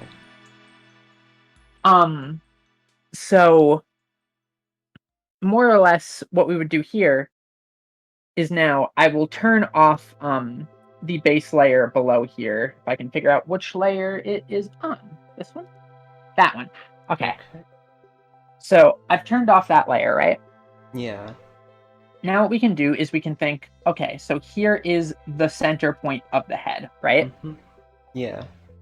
The mouth will fall roughly along the center point of the head.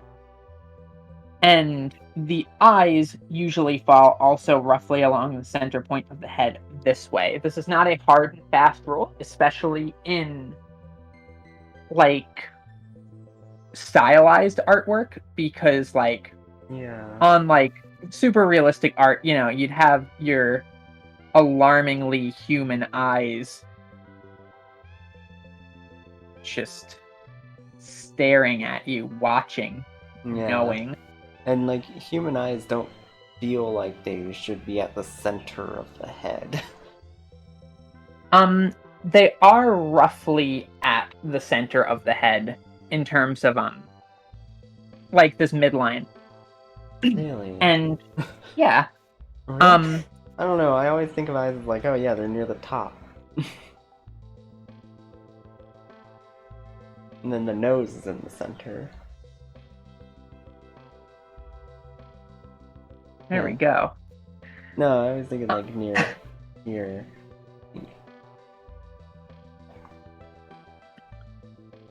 Yep. So like to use your reference down here as an example. Yeah.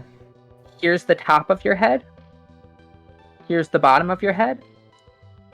And here's the eyes. So if I take these and move them off to the side, you can see that the line is actually closer to the middle.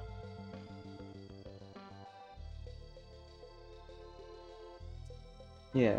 Because in terms of the face, a lot of people kind of, especially like when they're learning to do art, and especially with anime, you kind of forget that you have all this space up here that is covered by the hair. Yeah, yeah.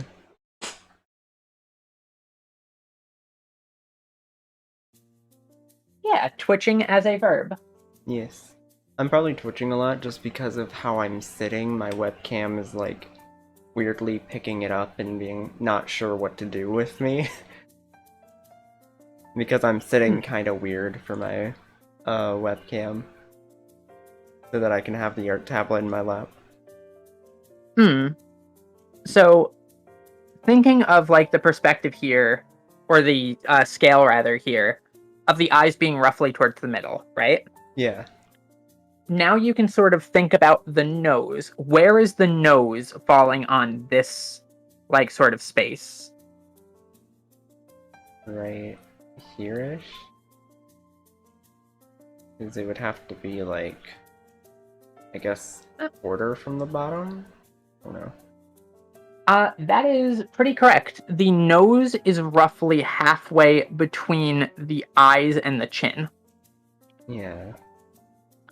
And the mouth, conveniently, is roughly halfway between the nose and the chin. So while this stylized drawing here doesn't have a nose, because I leave noses out on my drawings a lot, Yeah. a nose would go here. And then roughly halfway between there, you'd have the mouth. So with keeping those sort of spacings in line, even without these guidelines in place, hitting undo a bunch, and it's not doing it fast enough, so I will do it like this. Wow. So you could think, okay, so the middle of the head roughly is where the eyes go. Yeah. I made the eyes on this very tall, just because I could. Mm-hmm. And the spacing of the eyes, when they're stylized like this, takes a little bit of getting used to. Normally, if they are more like standard eyes, you could think of them as having roughly an eye's worth of space between them. Okay. So, like, if you look at the reference of you down here and you, like, take one of your eyes and sort of fill that space, that also, in turn, is roughly the space between the eyes. Okay. For, like, stylized things like this, where we have little rectangle eyes, that doesn't necessarily hold true, but basically what you can think of is if there were big imaginary eyelids here, Yeah. you still have roughly like an eye's worth of space between the two eyes.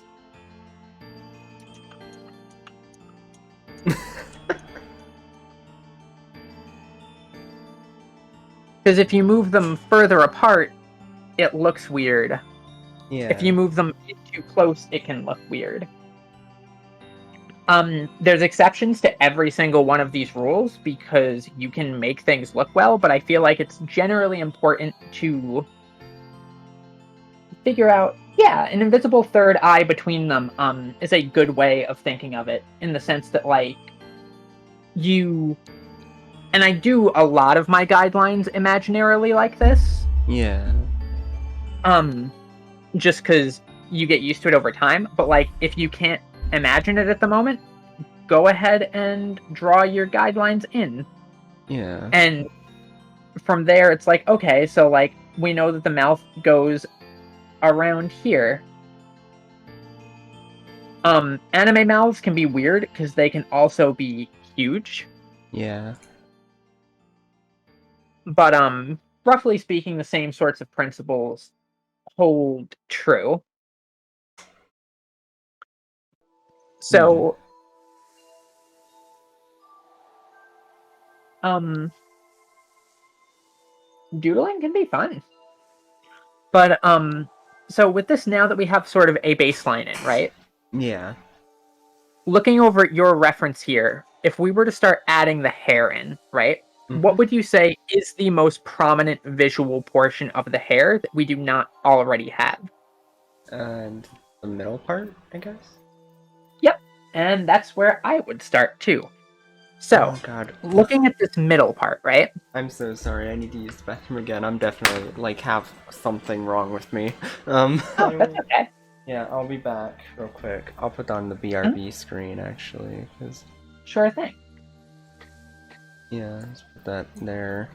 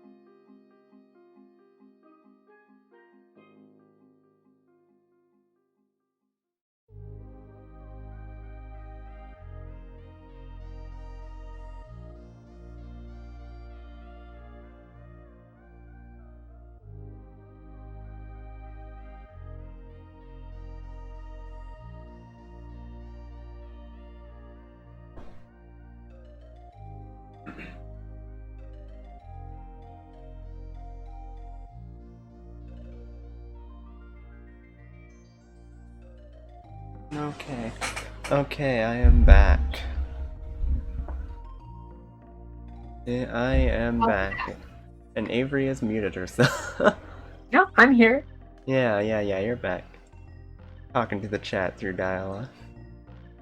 Okay. Oh my god. I definitely need to check what for that is out when I'm done.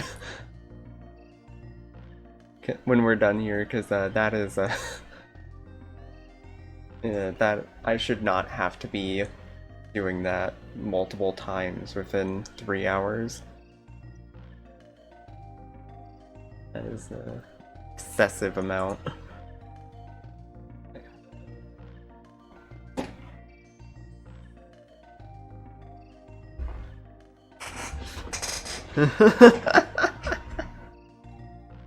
Oh, hell yeah. Is this right? Wow. Nothing suspicious happened while you were gone. Yeah, nothing sus. There's nothing sus here. Hello, thank you, chat. Thank you so much for being here with me, Avery. Oh my god, that wasn't even within 3 hours. That was within 2 hours. Oh my god, that's so awful. Yeah, I definitely have like some kind of stomach bug then. Uh-huh. Oh no, hopefully it's not too bad. Yeah, I mean, it's just making me have to shit like way too much than I'm normally used to. So that's not fun, but especially during a stream, because like, Yeah, it's definitely unfortunate. yeah, normally I can go a full stream without having to use the bathroom, but that is having to use it like 3 times within 2 hours is kind of a lot. Right, so where were we? We were about to draw hair. Yes, okay, so you mentioned that the bangs here in the front were the most prominent sort of visual aspect here. Yeah. So now, break down sort of where it falls on the head and what its proportions are in relation to other things like the overall width of the head or the space between the eyes and how close it comes down to the eyes and stuff. Yeah. And go ahead and try to add it in on your little Noctua doll here. Yeah, so it would go about around here and would go down there about right where the eyes are, and then goes back up. So it'd be about like this. Because then That is close. Because then the rest of the hair would like cover it back up to here, right? Let's see. Once your line goes in, I will let you know. Yes. Bean Tua. Bean Tua. Us. Thank you, Bacon, for adding the Bean Tua. But yeah, this is what I'd say for that. I guess like, oh yeah, the line in the middle of it, like that. Yep. Though, the one thing that you sort of missed, I think, is that the width. The width. Okay. You've got the length pretty much where it would be, Mm-hmm. but width-wise, the bangs sort of seem to come a little tiny bit into where the eyes are. So remembering that we have our invisible little eyelashes or eyelids here, Yeah. you can think of it as sort of being like this sort of width. Yeah. And you don't need to worry about like getting like the line in the middle or stuff. I'm gonna leave it out on mine just because I like how it looks a little bit better. Okay. Let me. And for now, don't worry about like petting the line, so to speak, where like you kind of go like this, because we're just in a sketch phase. We're not in a line art phase. Yeah, okay. It's a good habit to get out of early on if you can, but it's also not the end of the world if that's how you sketch, because it's just a very common way to sketch.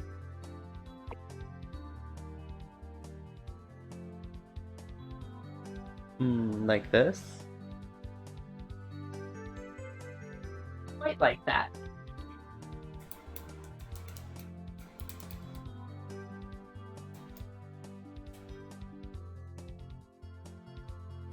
What did you say? Oh no.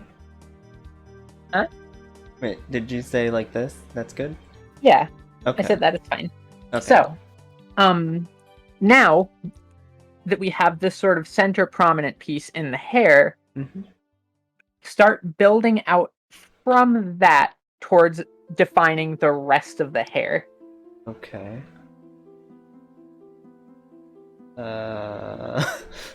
Like, sort of similarly to how you defined this as the most prominent shape.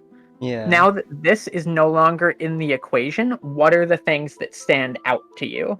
I guess that it does like this over here, and then it goes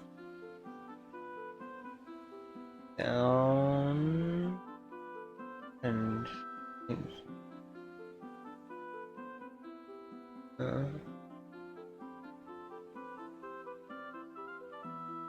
that. That is in fact correct. Okay. At least in my opinion, that would be the next most prominent area of the hair. Okay. Again, you don't need to worry about keeping everything like perfect here. And now look at the other side and do the same. The model's mirrored, so it shouldn't be too different.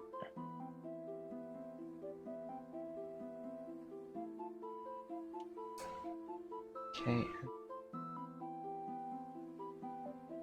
And then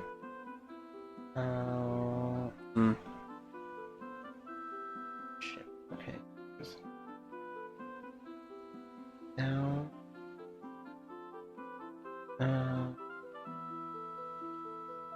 little thing here, bigger one,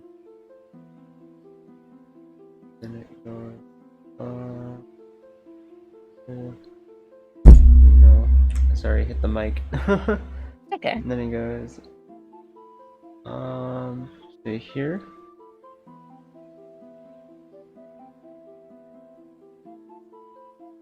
Okay.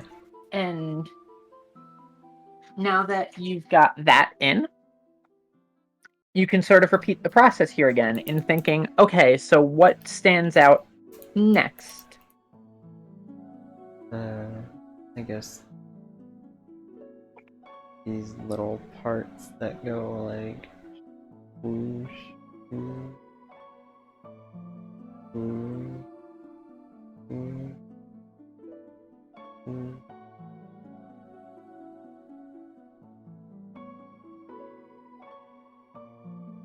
Mine looks so bad. Don't worry. Do I them will. one at a time if you have to. I will worry. And also, like, I did the box thing weirder, so it's like you can still see that the box head exists. Whereas That's with you, it actually can't. perfectly fine. I've erased parts of mine just because I'm used to sketching on one layer, but what we will actually be doing in a bit here Yeah. is turning the opacity down, putting a new layer above, and drawing a more final sketch on top of it. Okay. So next, So I will need to. that's kind of why I stressed, like, don't worry about like making this this specific sketch perfect, because we're going to clean it up in a little bit after this.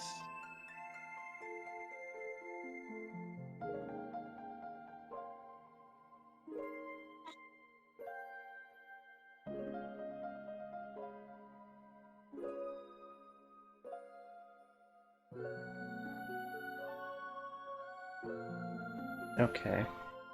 Like that? Yep. Okay. And again, because we're drawing in like a more stylized thing here, you don't need to worry if like it doesn't perfectly match the thing, because we're going more for the impression of your appearance rather than an exact copy of it. Yeah. So now we've pretty much got the hair in. Some further things to look at would just be like, these do not have like, they're not a perfect shape, so you can add like little bits in here to kind of smooth them out. Yeah. And maybe there's a little bit of roundness to the head on top. Okay. A little more.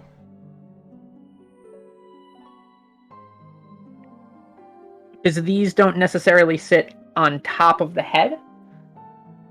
Yeah. They sit a little bit like towards the frontish almost.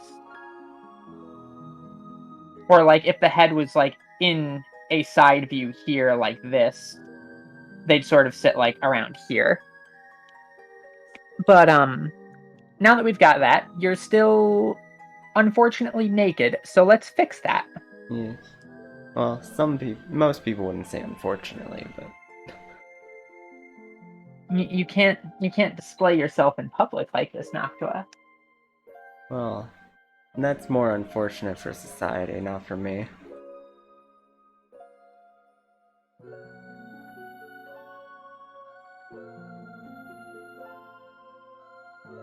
And you can see, like, for your shirt, it's just a simple line across, just like this. Yeah.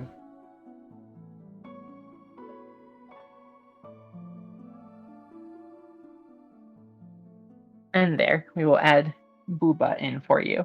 Booba. I've done it. Bacon. I've drawn Booba. There we go, stream over. You're an Stream artist over. now. Yeah, I'm an artist. Boom. What more do you need from me? So, now that we have this, you can also add in your little collar here.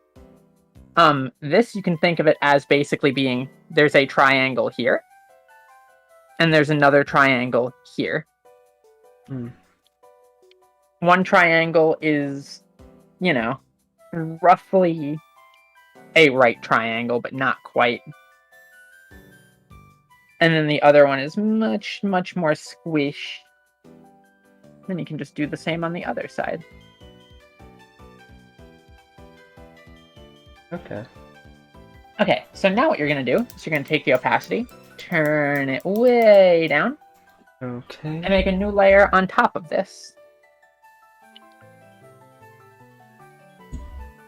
New layer.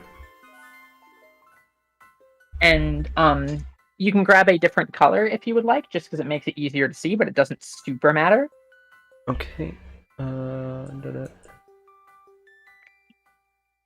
just do like a nice dark blue, I guess. Okay. Yeah, I'll also do a nice dark blue. Nope, that's still just black. Yeah, I'll do Avery color, like this. Okay, let's see this color. Yeah, that works better. Okay, so now what you can do, now that you have this base sketch under, Yeah. is you can clean it up as you go. Similarly to how we did with the pear before, where like you can kind of look and see what areas you would like to keep, what areas you would like to change. Yeah. And now you can make your lines smoother. Where like they don't need to be perfect still because we're not doing like super refined line art or anything. But you can just sort of pick what lines you would like to keep, and this is kind of why the box head from before wasn't that important. Yeah. Because it's during this part where you can kind of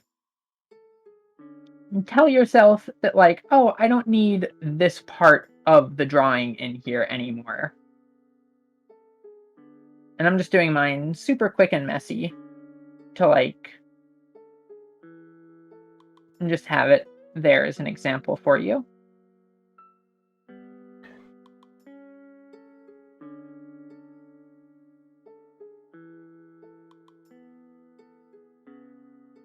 And, like, you can see on, like, mine, I was like, no, not with that eyelash. Maybe like this. Yeah, that's cute. Yeah.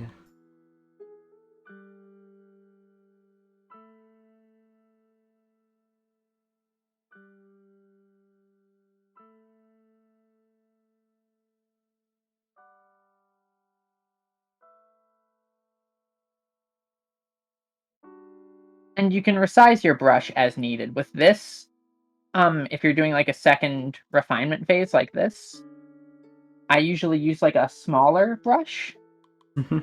Um, Giraffe, there's actually a way, that is done, specifically by a lot of traditional art, like mangaka and stuff, that applies well to this sort of thing and works in a very similar way. Basically, what is done, there's two ways to do this. One is with, like, a transfer paper or a light box or stuff like that, which can be a little bit more complicated to have. But the other way is, like, if you take a pose and you draw a pose, you can kind of define the shape of the body as you would like it here. And from there, you can go in and take this pose that you've drawn, and instead of... Oh, 5 adding another bean Tua. Oh, another bean Tua. Another bean Tua. We got so many owls and beans. So,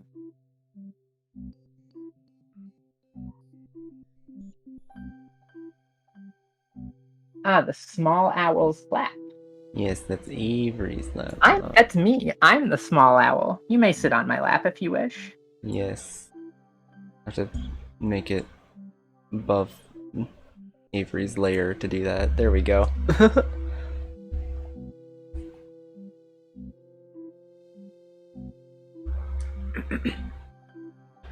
Okay, and then to add a little...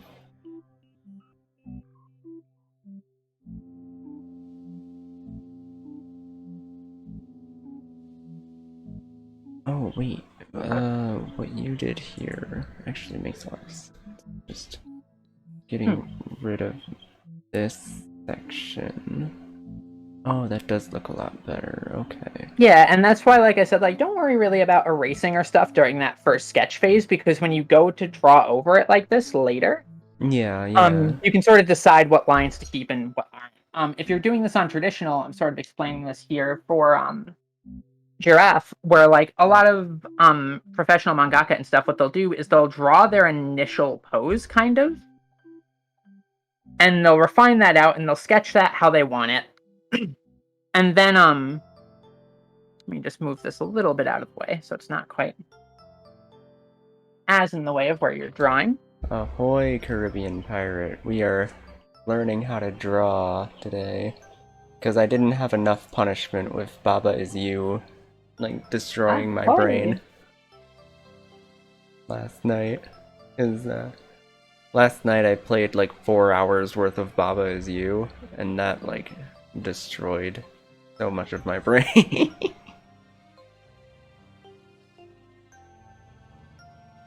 I am a glutton for punishment.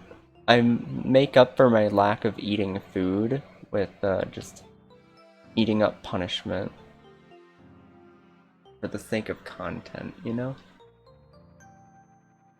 And the punishment content is somewhat popular. Yeah, it's a popular type of content. But as I was saying, sort of what they'll do is they'll draw like a base sketch kind of like this.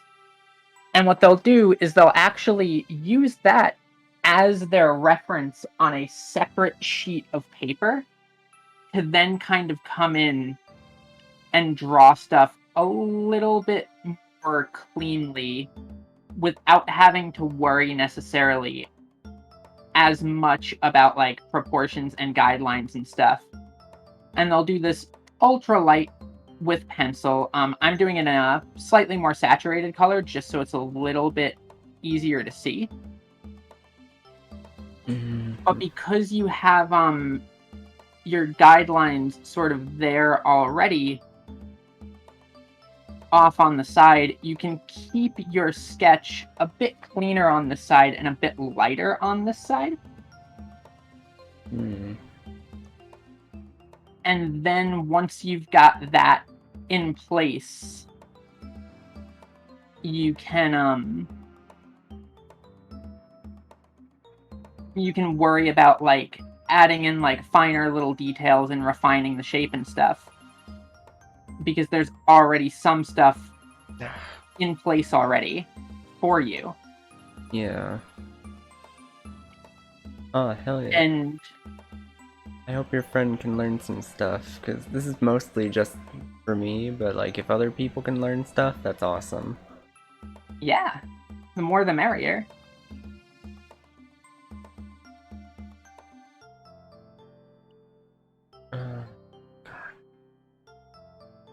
But once you have sort of like a slightly more refined sketch in like this would be done kind of in usually lighter pencil. Almost like draft pencil kind of, or like a mapping pencil. What you would do with this is you'd come in, because it would be like this kind of on the page. Yeah. In terms of like actual visibility. And with that, you can come in and worry about adding like more final detail.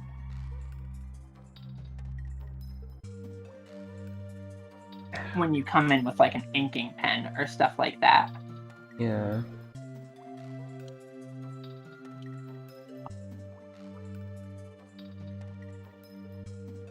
Yeah, I don't know if Tua will have this as a VOD, but I would agree. Oh yeah, of course. It'd be good to I have. always have VODs. I always have VODs, and then when they expire on Twitch, I always have them on my YouTube channel, which is under the same name. Which is like under the same channel name of Noctua Early. Because I want to make sure that people can watch all my streams whenever they want. Because you shouldn't be punished for missing stuff live.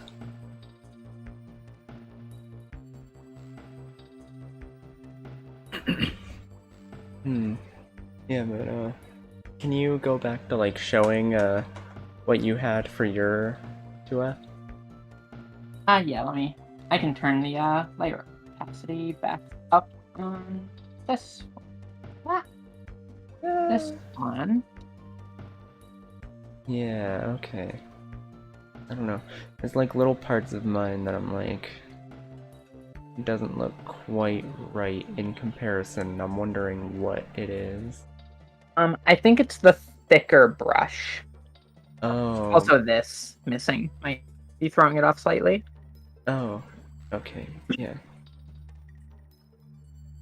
But again, it's something you'll sort of get more and more used to as you refine more sketches. But especially early on, I think that that's a good way to sort of learn. Oh wait, how no, to... I meant you're like the other one. Wait, which other one? The one that like didn't, like the one that should have been Like Oh, the the blue like, one. yeah. That's on this layer. Yeah. Yeah, that's what I'm looking for. What did I do different? Did I do the same? I guess I didn't, like, leave any collar room. I don't know. Like, what did I do, like, in this area that just doesn't look right compared to yours? Which area? The stomach area. The stomach area looks mostly fine to mine. It's just that I used a much thinner brush. Yeah, so that's... What You could brush, also do like, like what kind of this brush? to. I'm using the default paintbrush. I just draw with an extremely light touch. Also, I have mine set to like 5 pixels. Oh, okay, I have mine set to, like, 20. Yeah, I tend to draw it with a very, very light touch. Yeah, I don't, so far. They seem to draw with a pretty heavy touch.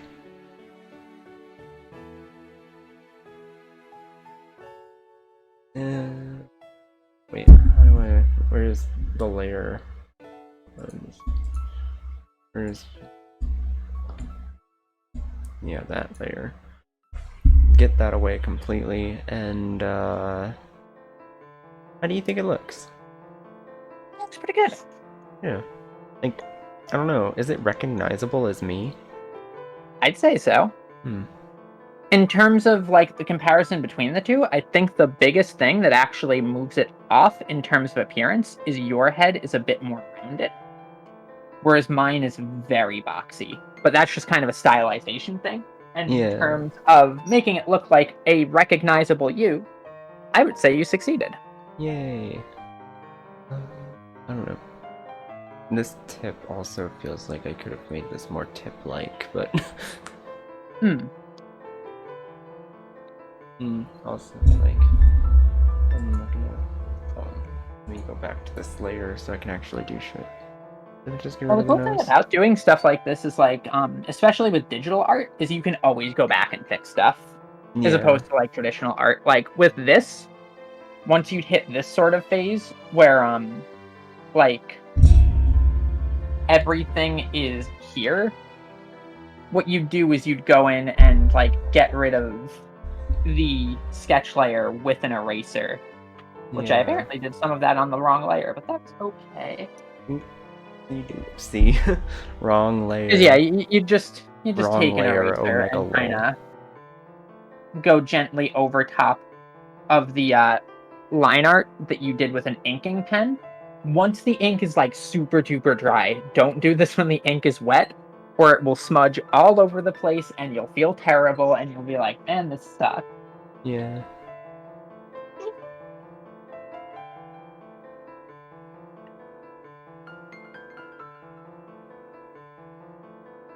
Ooh, But as long as actually. you use a very light touch with like a draft pencil, you can Ooh, do it with like regular pencils too. You just need to I'm be liking that a careful lot and more. light touch. I'm liking this a lot more. The only part that Yeah. I'm like want to fix up more is like the hair tufts on the side. I don't think I did those very well. I like these. Yeah. Like I feel like especially the one on the right here looks real bad. Like this one looks awful. So like how would I fix that up? So, sort of pulling apart what you did here, right? You've got the right number of spikes, but Yeah. the thing that's throwing this one off is that it connects in a weird spot. Because the thing Yeah. is if you look at the reference and also this one over here, Yeah. they both connect towards the bottom of the head and they do not come out all that far. Yeah.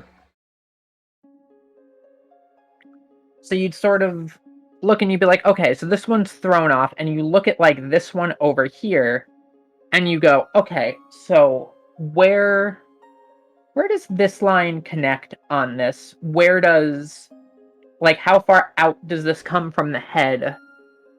How Yeah. tall is this one? And you sort of just compare the two things, and as you do those comparisons, you'll start to figure out sort of where the differences are. Yeah. So what I'd want to do is like just start at about the top of the eye. It goes. Ooh. Ooh.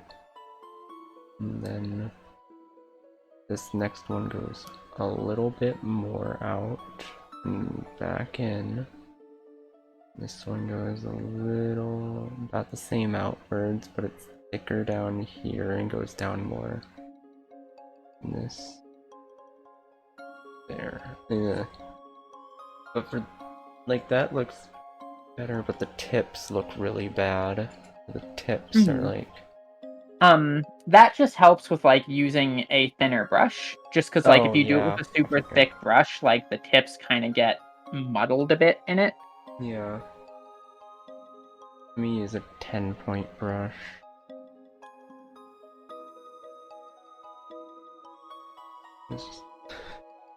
I should have been... like, getting used to using different brush sizes as well is gonna be like a huge thing, I'm guessing. For some things, yeah. I tend to not change my brush size that much while sketching. Yeah. Just because, like, you don't necessarily need your brush size super, super set. If you're doing line art, it can help to have, like, a more set brush size. But, it's not too big of a deal if, you don't. Also, don't be afraid to, like, zoom in on the canvas and stuff.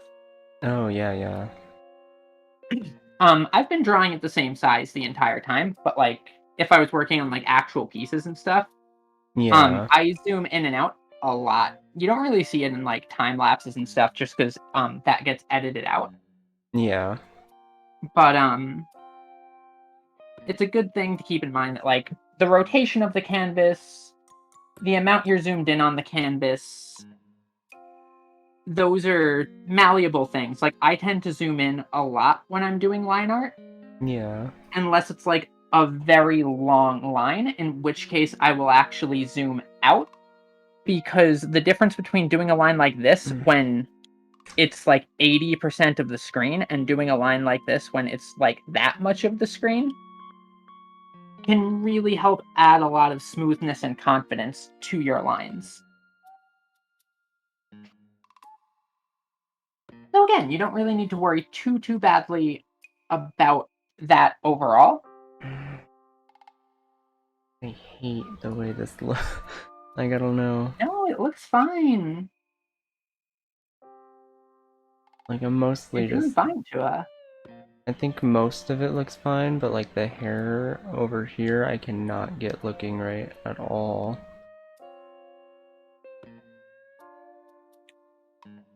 Hair is also, in terms of, like, anime faces and stuff, I would say probably overall the hardest thing to get good at because it is the most complex shapes.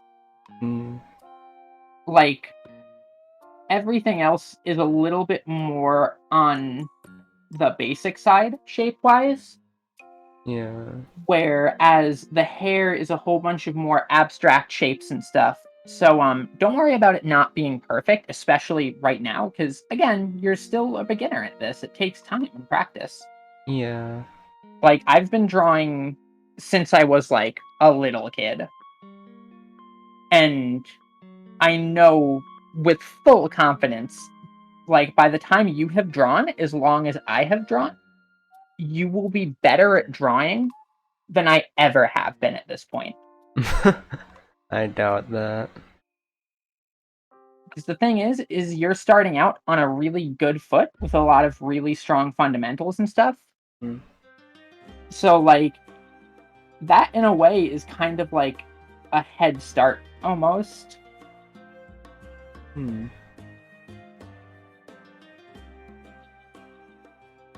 Yeah, but how is this?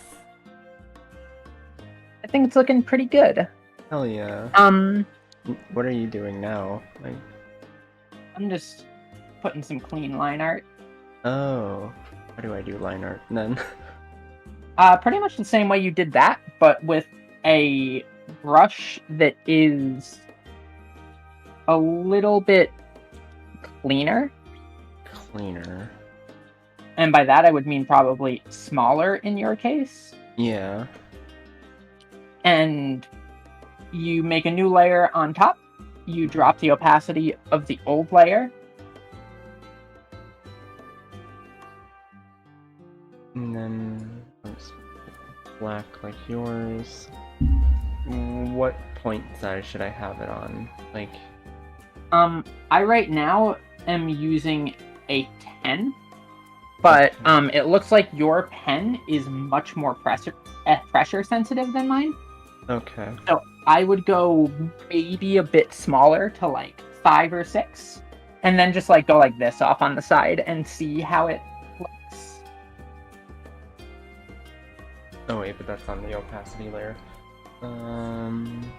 Oop, oop.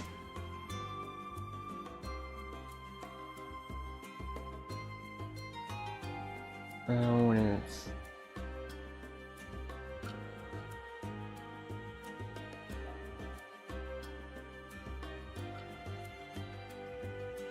Legalize! Okay, Yeah, how there do you you think go. this looks? That looks pretty good. Okay. So then, I just clean line art. The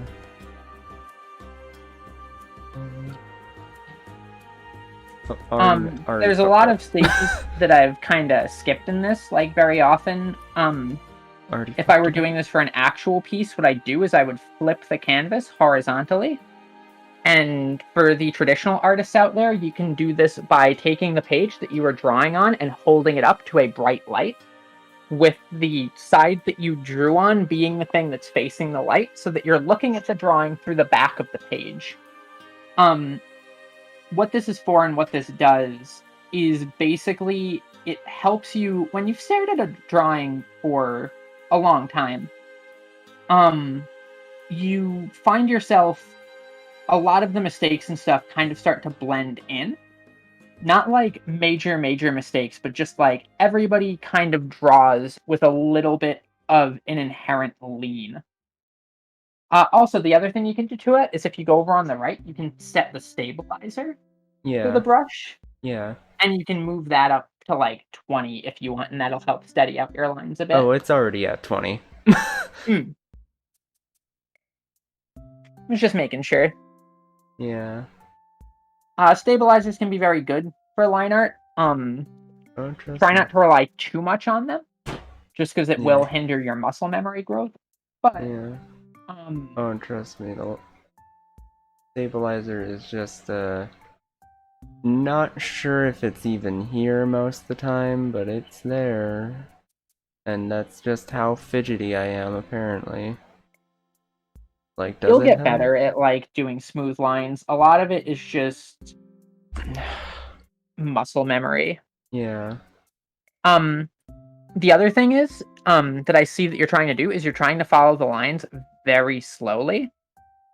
Yeah, because And the more otherwise I'm just slowly gonna you screw it up. follow the line, like the more fidgety your line is gonna get. Yeah. As opposed to like if you sort of do it in quicker, smoother motions. With line art too, like where I'm doing it like this, you can kind of, if you want to, you can go over and cross the lines like this, and then just take an eraser and come back in, and Wait, just what? What do you cut mean? these tips What'd you say? shape. Wait.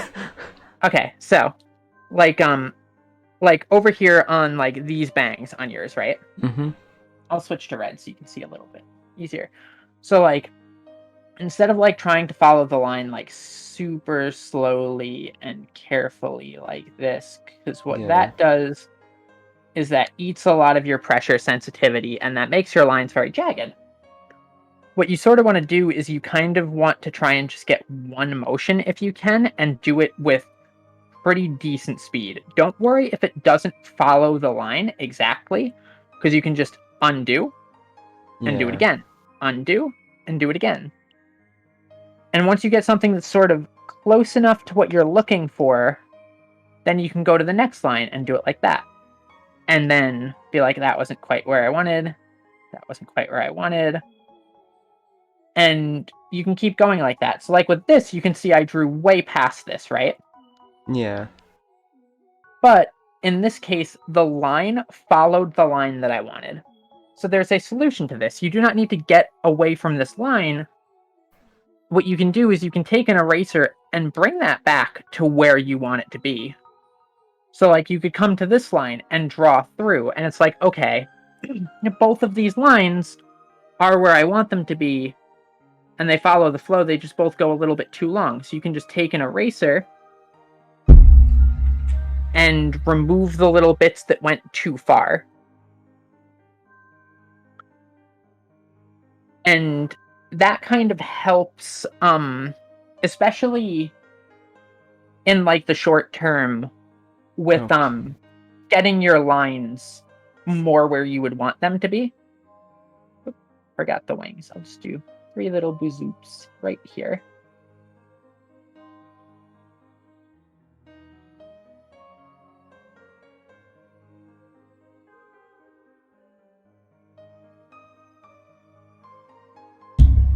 Because like super duper duper clean line art, that just takes a lot of experience and a lot of practice, and is something that will just come with time. It's not something you can really force. Yeah.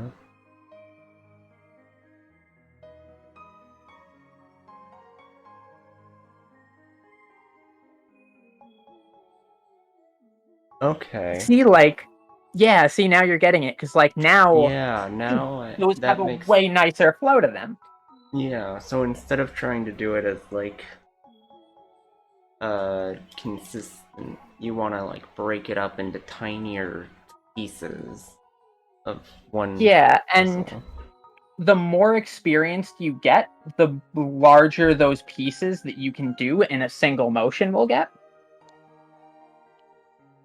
And on top of that, like, a big part of what makes like nice line art look nice is line confidence.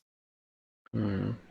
In the sense that like a line that is like super jagged like this, or like is sort of pet like this repeatedly, where you have like all these little bits coming off on the side, that looks a lot less confident. So like I just come here and try to like super duper slowly, and like I modulate the pen pressure a little bit, like that line looks choppy and a little bit off. And if I try to do a line like this, where like I come in and I'm just kind of like, okay, I'm gonna like pet the line like this, you compare that to something like this, and then this line here is the one that looks way more confident. Yeah, because like... And that's what gives like a really clean line art line, effect. Edit the line, and then... Yeah.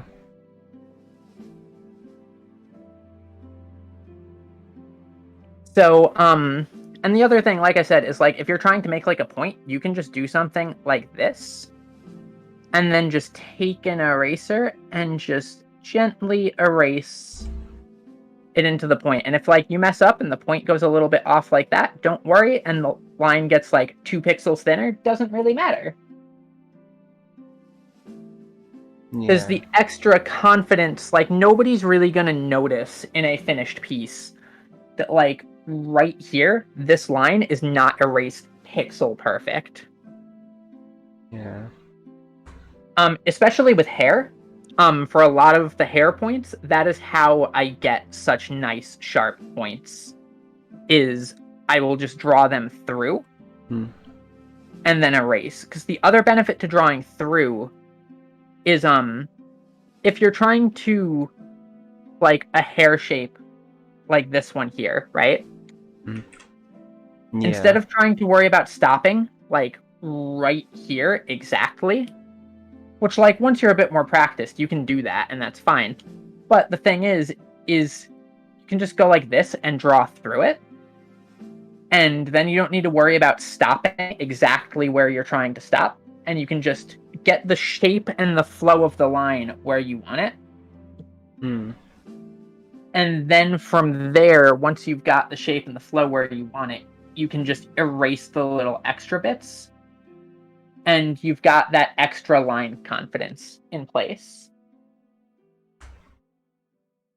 And yeah, as Giraffe said, the drawing from your shoulder and elbow, especially for like longer lines like this, so like if I draw that from my fingertips, and then I draw that same line from my wrist, and then I draw that same line from my shoulder,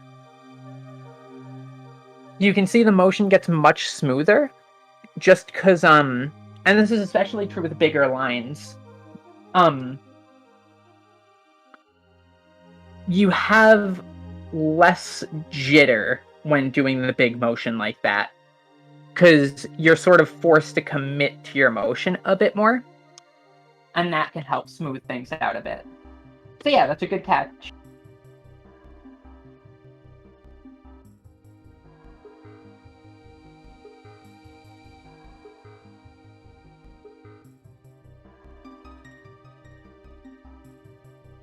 For like super duper duper fine detail work, I don't think it's entirely necessary, because like if I'm doing like little cross hatching like this under like here for like shading or stuff, Yeah.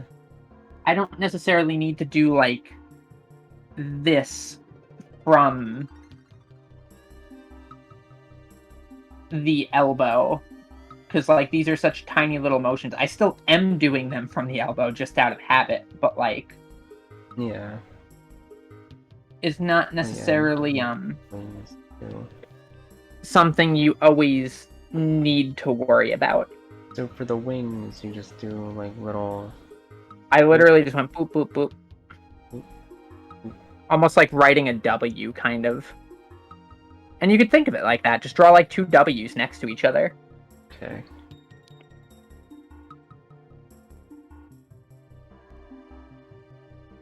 Because a big part of like doing like confident line art and stuff like that is just figuring out what shapes you're confident drawing, what shapes you're not confident drawing, Yeah. and figuring out how to kind of draw the shapes you're confident with, or like build things out of shapes you're confident with. So you're saying that the key is confidence. For line art that looks good, yes. So I'm fucked. For sketching, no, you do not necessarily need the like confidence.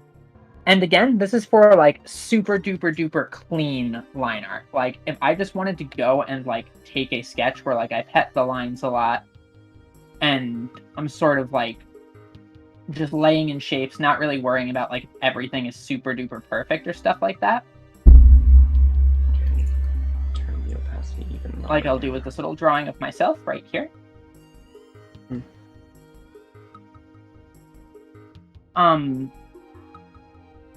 This can still look perfectly fine, even though there's not like a super clean, super refined look to everything. Just because, like, it's mostly a stylistic thing. Yeah. But for like super clean, like quote unquote, like rendered, like line art, you want it to be crisp and clean. Yeah. For like sketches and stuff like that, don't worry about it. Just draw pretty much how it's comfortable to draw. The belly button is hard because it's so small, and I'm like, I don't know what even. Yeah. Also, just take a break from drawing for a second and just shake your wrist out a little bit. Okay. Because we've been drawing for a while, and you want to take good care of your wrist. So, like, do some wrist rolls, shake your arm out a little bit, and just sort of flex your wrist around and, like, move it in various ways, and just remind it that it does not need to be awful and horrible, and hold it like Odin Dark. Hold your... I don't know if you get that reference. I do not. Also, Have you played Future Awakening? Avery, I have not. Oh, Or wait, yes, I okay. have actually. Never mind. Yeah, Fire Emblem Awakening? Odin? Yeah. Okay, yeah, the reference flew over my head, though it's been a really long time since I've played that. Yeah, I'm just holding my hand like in that dumb anime pose where it's like, I have to control my hand, Yeah, or the else it will the like smite evil without my knowledge. yeah, the sort of like this hand pose. Yes, exactly. Using my left hand to grip my right wrist. My sword hand trembles! But yeah, just like take good care of your wrist and future Avery, Mm-hmm. listen to your own advice. Yeah. Because like I don't take enough good care of my wrist, and it's definitely something that comes back to bite me all the time. Yeah. Did I miss anything here in this? Um, I'm not seeing anything specific that you missed. Hmm. Oh wait, the tiny little booba lines. Yeah,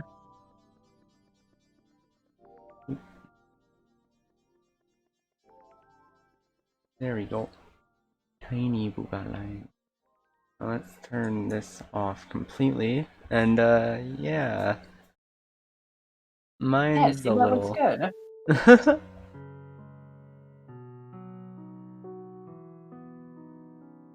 Again, a thing to like keep in mind here, Tua, is like Yeah. it's like I've been drawing for like well over 20 years. Yeah, yeah. So Like like yeah. if it looked exactly like mine, I'd actually be really jealous. I'd be like, well, this is awkward. Hell yeah. Tua, could you teach me how to draw? Yeah. Hell yeah. Finally, I'll make someone else jealous for once, instead of me being the jealous one. But like with like sketches and stuff, and like you can see like over here where I'm drawing, like I didn't quite like how the shape of the eye was, so I just came in and just like erased a bit of the eye. Or like I want to like give the glasses some shape, I can just Yeah. erase, draw some more of the glasses, Oh yeah, I'm not the right layer. Fucking. and then erase, and draw some more. And it's a good thing this thing came with like a few extra nibs, because I feel like I'm gonna break these fuckers just from me being stupid. If you push so hard the nib cracks like that, you're pushing way too hard. No, I don't mean from like pushing too hard. I mean from like going over to the mouse to change what layer I'm on and hitting my mic stand. Ah, Yeah, because that's what uh like that just happened. I'm like, oh yeah, that's gonna eventually that's gonna break it. Like yeah. just from me doing that at some point. The nib should get replaced every so often anyway, just because like Yeah, it's good to keep your screen from getting all scratched up. yeah. Ooh, wait, actually. Would this look good if I did it like this, where the coat goes in line like this? Wait, and where? Like Like over right on here? yeah. Yeah. Hmm. Because I was just looking at that and like I did that by accident, but I'm like I don't mind the look of that. Hey, like the Bob Ross always went on about like happy little accidents and stuff like that, and it's true. A Yeah. lot of the times, like you'll be drawing stuff, and something won't be quite drawn the exact way that you'd want it to be drawn, Yeah.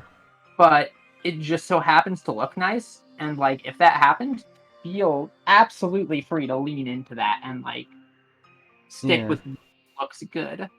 Yeah.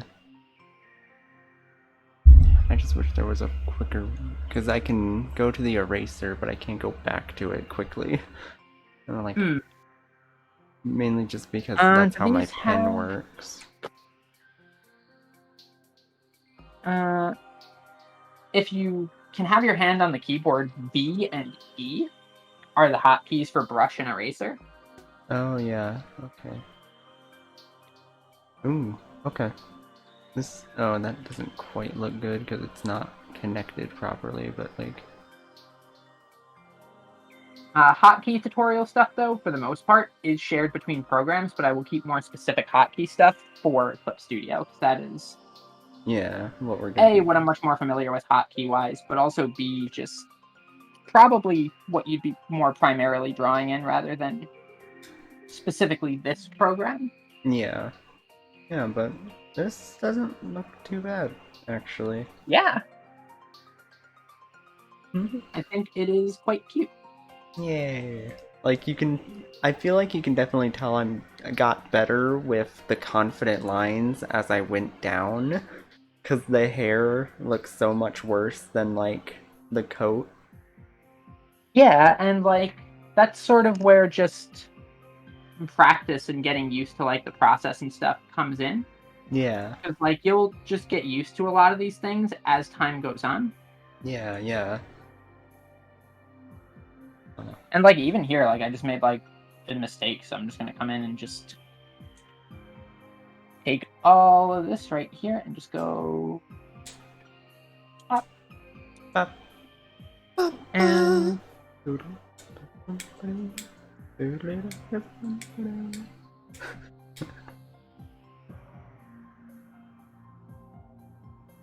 like, I'm skipping over the guideline stage a lot, but, like, don't feel Yeah. pressured to, like, skip over it and go straight to line art, just because, like, it's not something that you're as used to yet. Yeah. And, like, there, I wasn't quite sure where, like, I wanted everything in place right at the beginning, so I just grab an eraser and Yeah. carve some Also, of it away. I just like this image of, like, on the right we have Noctua, on the left we have not Tua. Oh, no. Hmm. But I also like if we could get the top right of us two like bigger and get a good like picture of that. That'd be really nice to have as well. Yeah, sure. Let me figure out which layer that I placed that on. I think it was Yeah. Because like this one? Yeah. I definitely want these two as like a like by themselves as a picture that we can do. You know, for Yeah, like and let me progress go. stuff.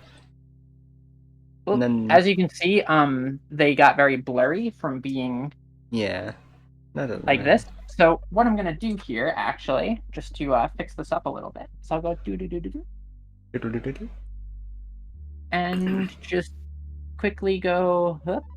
Or let me make my brush a little bit bigger. Yeah. Up. Like I'm just looking at these cute doodles you make, and I'm like, yay, it's cute. And I definitely want to learn how to like the PNG you're using for we're using for the stream. I want to learn how to make something like that. Oh, like the little head empty one. Yeah, head empty. Why Job's don't gone. we? Let me move this back over where I can actually like, because that's way on a weird, awkward part of my screen to draw on. Yeah. It was this layer. Yeah, okay. So I'll quickly move this here, and then I'll shut off that layer, that layer, that layer. Okay. So, what we will do, to close things out is I will draw one of those for you and show you my process on how I do it. Yay. It's gonna make this. And then you too can keep no thoughts, head empty. Head empty. Job gone. Barry, what you gonna do? Have you seen that video? I have not. Oh man, it's just a video of like, during a Michael Jackson concert, the song doesn't end when it's supposed to. Like you hear the ending, but then it just keeps going, and Michael Jackson just like starts improv singing, "Job's gone, job's gone, Barry, what you gonna do?" It's the funniest shit in the world to me. Goodness. I'll have to link me it after the stream. Yeah. I'd like to watch it.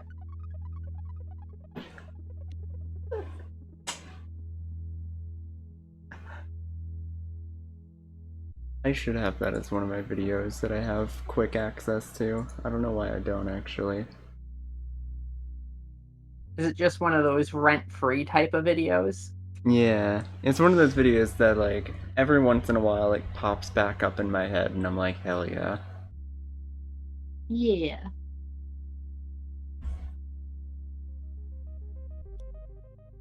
Yeah. Oh yeah, because I've definitely sent this to someone recently. Like it might have been a few months ago, but you know what? That's still recent in my book. Oh, Brad. Brad's the one who fucked it up. Brad, what you gonna do? Job's gone.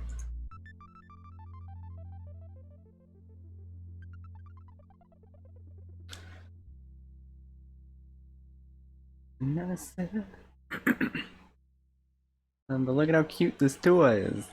Look at how, you know, this one exists, you know?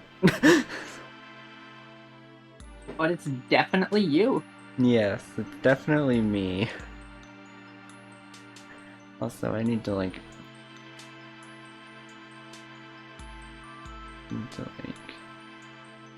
There we go.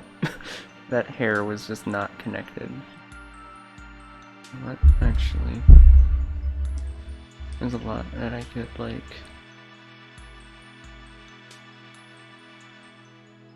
First step of art is giving all your money to Adobe. No. Give all of your money to Clip Studio Paint instead. It is a better program. Clip Studio Paint, if you're out there, I will accept my sponsorship now. Yeah. Trust me, she's earned it. Avery has earned that sponsorship. I probably genuinely sold that program for them like 30 times at this point. Hell yeah. It's one of those, like, I wouldn't, like, you know, plug a product that I don't use. I use Clip Studio like 10 hours a day. Yeah. And it's by far my favorite drawing program. It's really good. Unless what you need is absolute pure image editing with like specifically like rich text features, in which case unfortunately I would say that Photoshop is better if you are doing a lot of text-based stuff, or if you're doing things that require compatibility between like a ton of different Adobe programs, in which case Adobe specifically makes it so their programs work particularly well together and do not play as nicely with like out of house Yeah. programs. Yeah. They like to be like Just Apple in drawing that though, way. Clip Studio. Clip Studio is so good. Yay, look at this. Ooh. Like making tiny improvements actually is very fun and satisfying to me. Making these like tiny little improvements. Also, Mimi is here. Hi, Mimi. Yeah, hi Midori. Love seeing you here. Always fun to have you. Does that look good? No. Would it look better if I just had it connected like this? Definitely not connected like that. That looks better overall, I think. Is it Slayer? Music Yeah. lose control. If you tattoo Clip Studio on your Boopa, we'll sponsor you. That's a good deal. Will you pay for the tattooist? But I'm so flat. Doesn't matter. That just makes it better for filling sponsor space. That's true. I guess I've got the natural billboard here. Hell yeah. Ooh. You make the neck look good. Because my neck looks kind of like it just kind of doesn't attach to anything, whereas yours actually looks like it attaches to something. Does it? They don't really look all that different to me.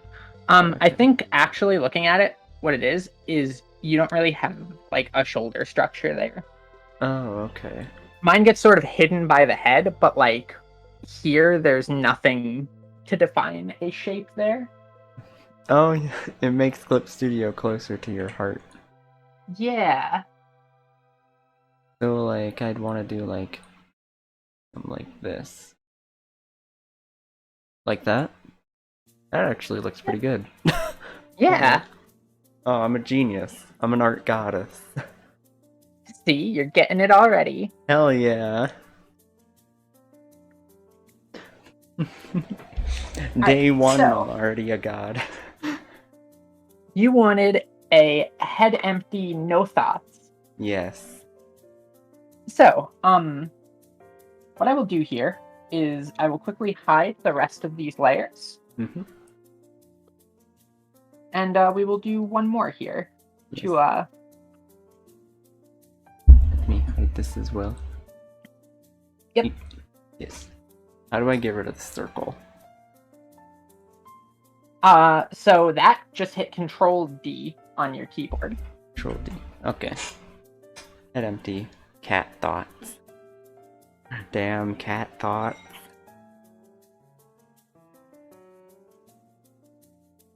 Mimi. I'll draw a quick Mimi right here.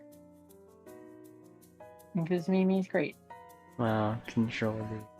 And also has very, like, similar hair to yours. So Yeah. she's very quick and on brand to draw here. Yeah. Cat ears. Because I thought you were just going to. I thought you were drawing me for a sec there. Wow, Midori ripping off my style. How dare. Nah, you're both cute. Yeah, exactly. You think you can be as Both cute you as have me without really just good looking like designs. me? Nah. Midori is my Echo Fighter.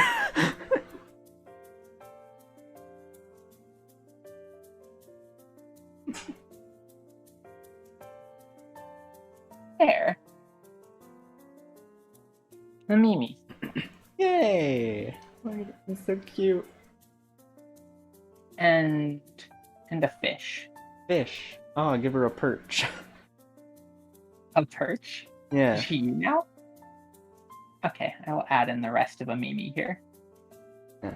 Oh yeah, that's something I want to learn how to draw is my perch.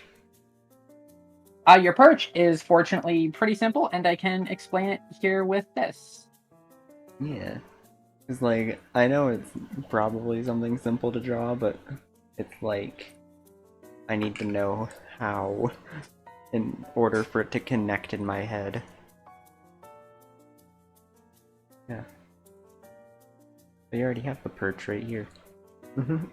Fish.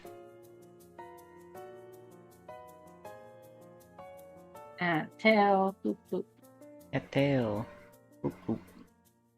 And Kitty tails, almost time for kitty tail. some feetsies. Oh. Okay, so your perch Yeah. is basically a cylinder. Yeah. Cylinder. And notice with cylinders, right? Yeah. This side here is visible. Yeah. And because the cylinder is going kind of this way away from the camera, you can't see, because I see a lot of newer artists when they draw a cylinder, they'll be like, okay, so there's like a part on this side and a part on this side, and they draw it like this. And that's not quite accurate unless what you were drawing was a macaroni. Ooh. Feather in his hat and call me macaroni. Which, macaroni art is an extremely powerful and time-honored tradition for art. Yes. But not what I'm teaching here today. So you then have the little legs of your perch. Okay. Like, oh, I am. And then from here.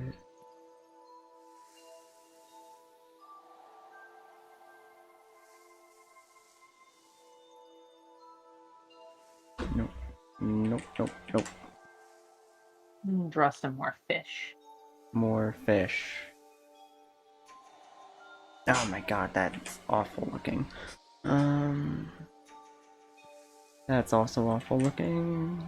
Again, don't worry about it being super perfect. Like if you look at mine here, you can see that there's like a line going like this way, and there's another line going like this way. I didn't worry about like making it too flawless here. Yeah, but I feel like I keep making like the same line over and over again, erasing it and then making the same line again, thinking that it will somehow. If you're having trouble with it going one way, like you keep going like down like this. Yeah. Try starting on this side and going up. No, that's even worse.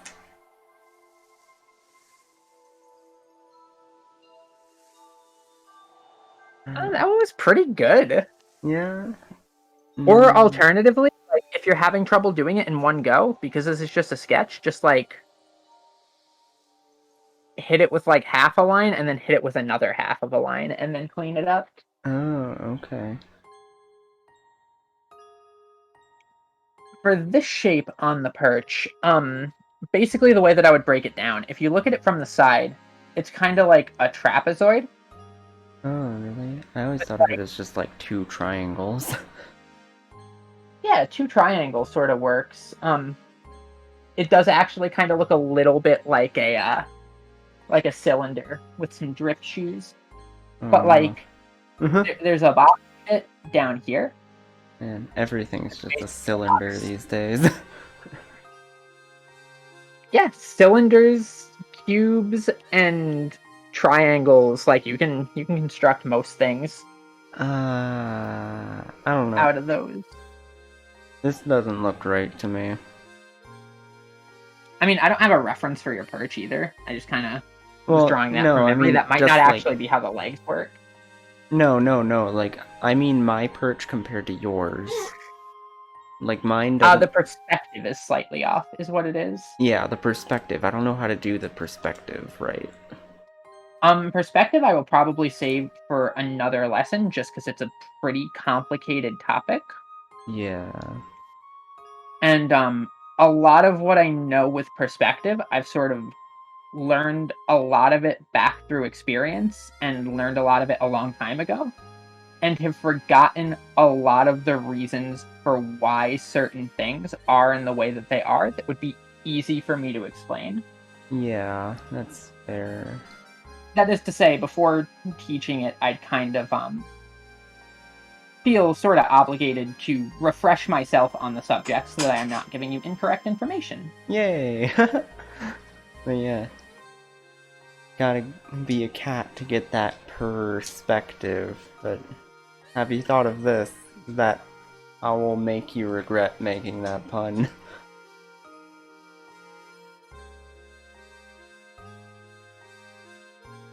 You're opening Pandalra's box here. Yeah. Oh god. Perch with shoes.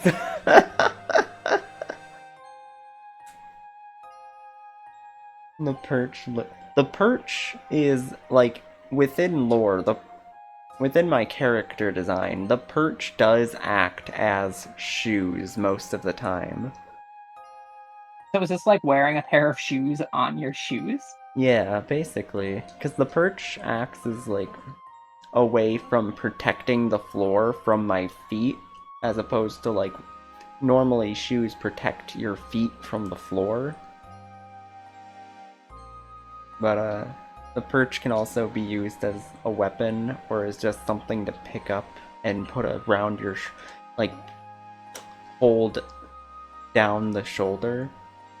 A bonking implement. Yes.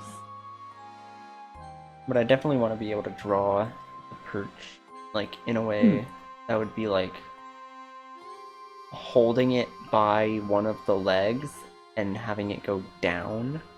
Like, it would have to be, like...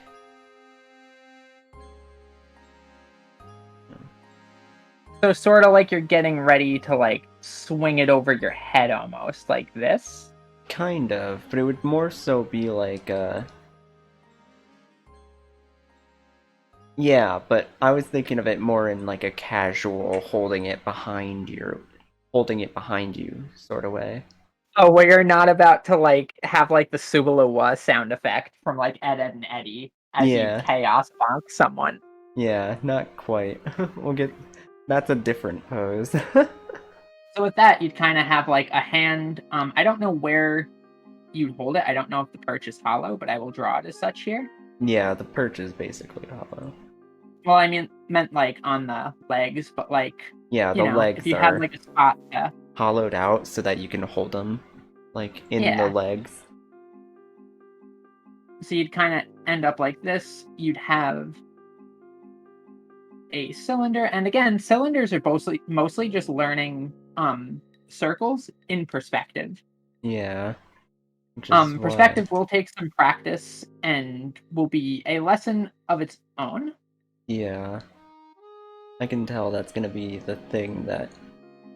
one of the things that's like really hard for me to grasp is perspective, because I honestly feel like that's like whenever I did drawings for like just for fun, perspective is always the thing that was like I don't even know where to begin to understand this.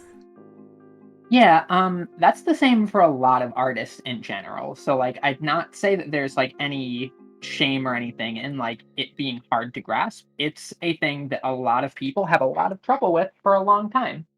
Yeah, like I used to have shame in not being able to like figure this stuff out, but honestly, I don't have that much shame in it anymore. Like most of my shitting on myself is just played up for Hmm.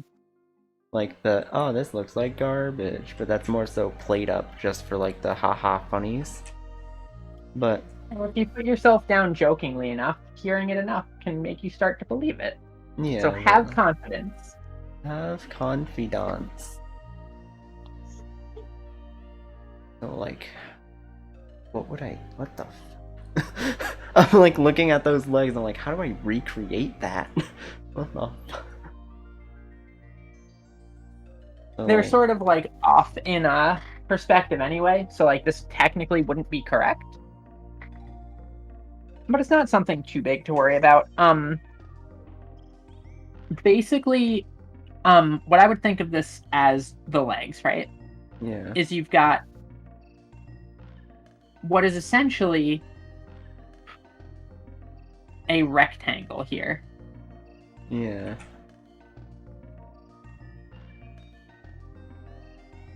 And then what you have here is two more rectangles, but they're at a different angle.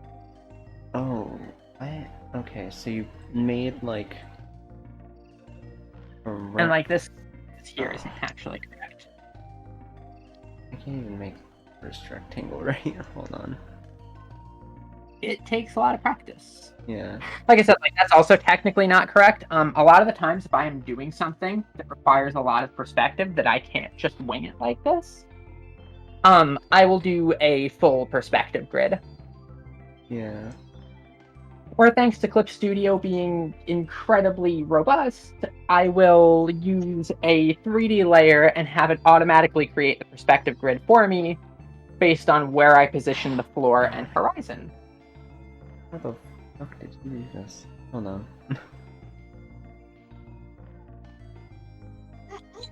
And then it's like two, two.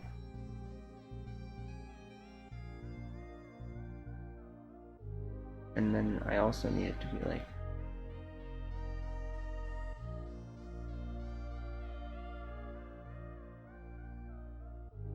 and then it goes like So for cheating like rectangles in perspective, right? yeah, The way that I like to think of them is like lines that are parallel remain parallel. So like this line here is straight up and down, right? yeah, So this line here will also be straight up and down.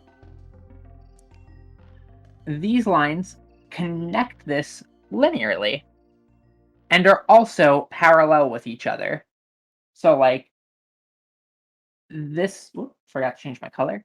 This line and this line are parallel. Similarly, like this line going into the background here would be the same as all of these other lines. And this line that would be here that you can't quite see. Okay. And then you've got this line in the back.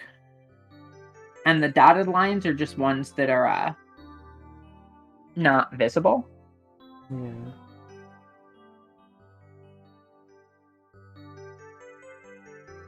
But like, in this case, all of the red lines are the same. All of the blue lines are the same. All of the green lines are the same. It's not perfect perspective, but for sort of cheating a shape in perspective, it's a good like mental shortcut kind of. Okay. I kind of made something that almost resembles the perch leg. So watch. Let's break this down again. Yeah. Yeah. So we come over here Mm-hmm.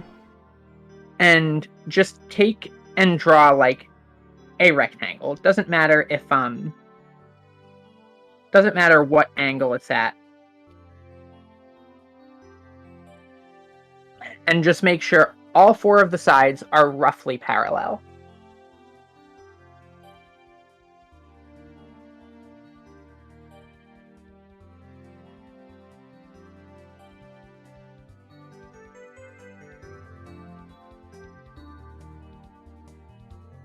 A fish. Fish. I will make this line 8,000 times.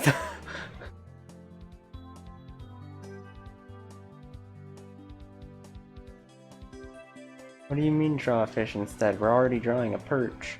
That's a type of fish.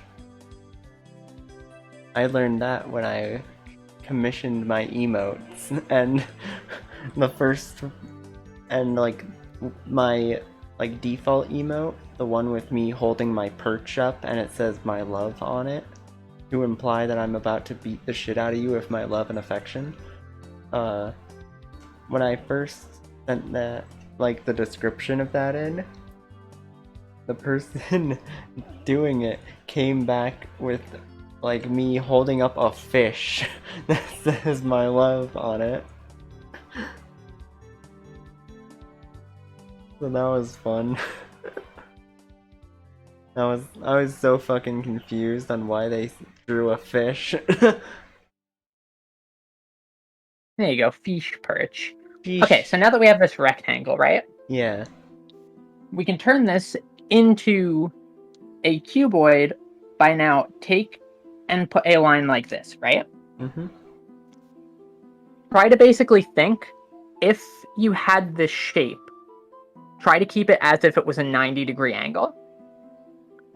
And now that you have this line, you can mimic that line right here. And you can mimic that line right here. Keep them going in the same direction so that they would be perfectly parallel. Which, you should follow my own advice on that one. Here we go. Like this? Yep. And now what you can do is, following this blue line here that I have, Mm-hmm. that line would be the same on the rear.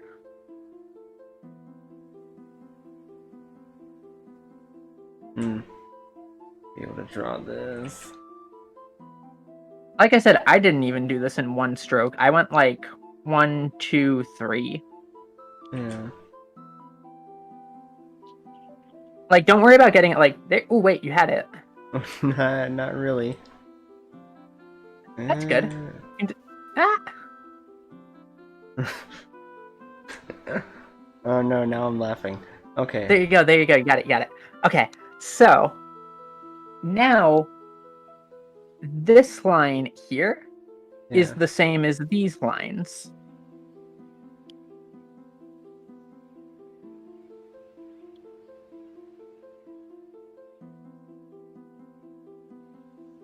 And you could basically use this to cheat a like rectangular shape in perspective regardless of the perspective that you're trying to draw it in.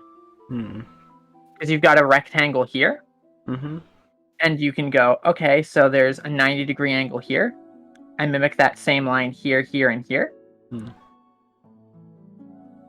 And then I carry this line here through. And for this part in the back, I'm carrying this line and this line through and basically making the same thing. Hmm. You can even do this from the square side of things and go, okay, so like there's the square side, and you put like your angle there, Mm-hmm. and these lines stay the same angle here, and these lines stay the same angle here, and then you can just take an eraser and clean it up a little.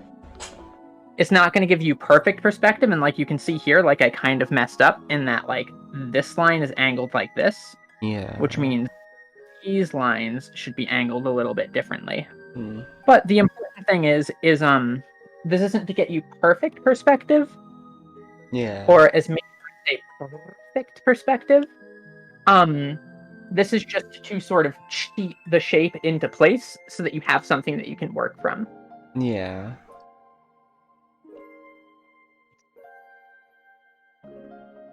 Makes sense. Makes sense.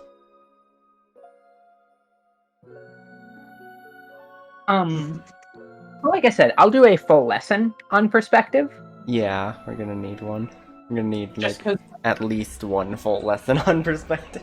yeah, perspective is the sort of thing that like I could have started with perspective when we started the stream, and I would still have so much I need to cover. Like, it's definitely something that should have its own separate lesson. Yeah.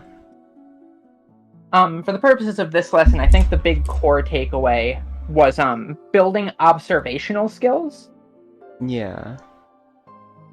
and figuring out how to look at references and pull them apart and figure out how everything is shaped and how lines relate to each other, Hmm. so that you can kind of look at stuff and start mentally disassembling them.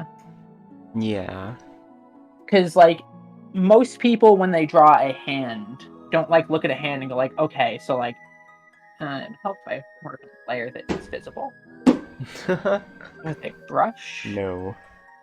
Visible layers are the key to success. Why can't I draw suddenly? Eh? Eh? I am confused. Oh no. But that's the pencil tool work? No. What if I click like this on this with my mouse? Does that? No. Technic owl difficulties. Just a moment. Technicowl. Tech. Joseph and the Technicowl Dreamcoat.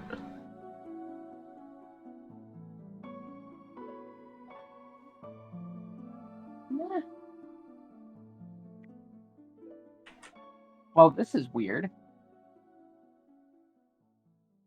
Huh. Uh-huh. No. Oh, you're dealing with that. I'm remembering to just do, like, instead of trying to do one long line, do two shorter lines. And that will look better, at least in this stage right now.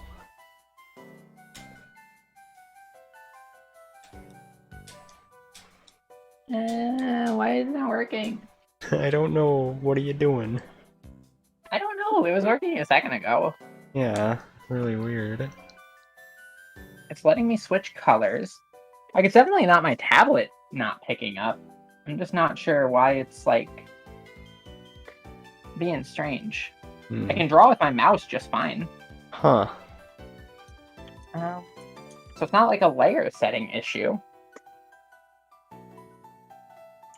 God damn it. Steam update.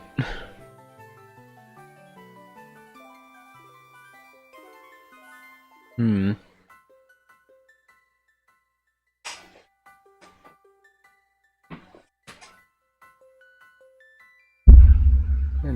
music still playing? It is. Cool. I didn't Um, remember if I Let me, set that to loop or not. let me try refreshing the tab. Yeah. Minor glitches here on, our No drop. dice. Weird.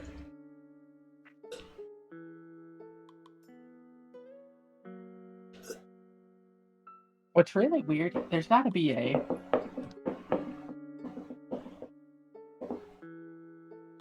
Hmm.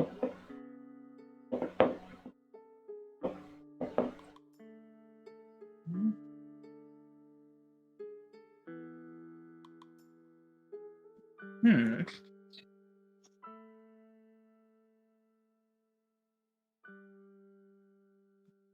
Genuinely not. Yeah, like it's letting me draw with the...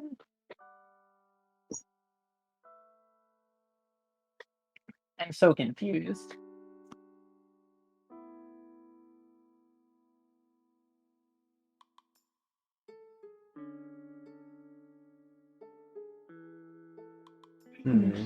Let me try maybe closing the browser entirely. Yeah, maybe. Oh no. My friend, they are dead. Oh no. Whatever will I do? They are dead now.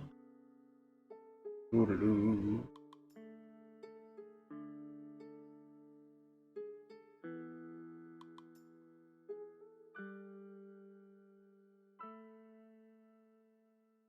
Okay. Let's...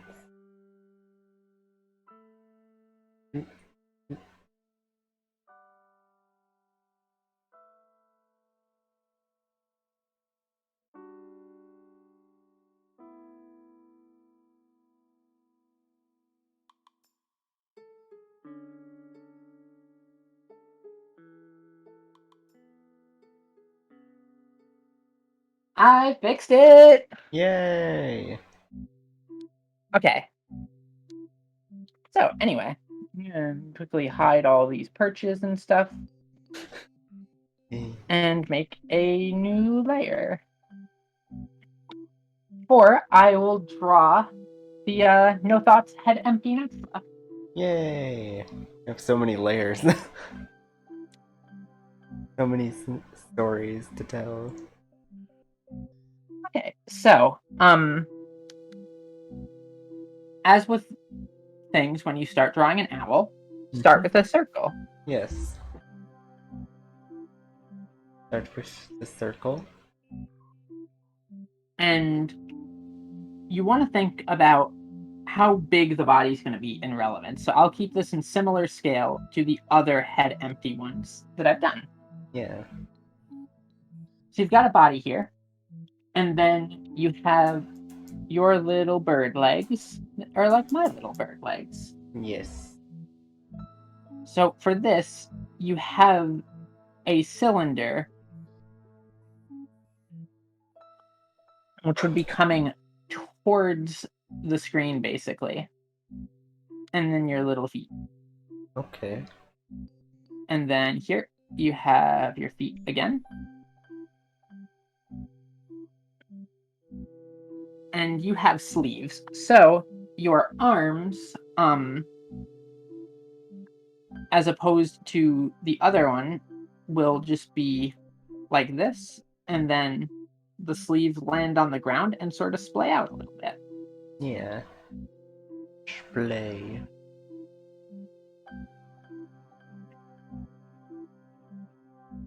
I'll add a little cheek poof because it's cute. It is cute. And if we ain't And here for the cuteness, what we here for? exactly.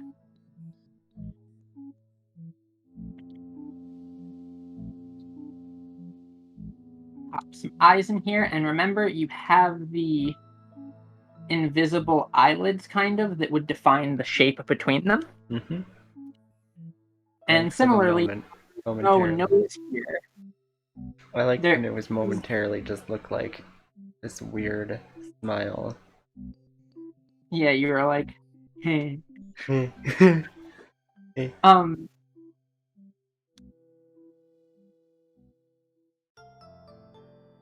so despite the fact that there's no nose here, Yeah.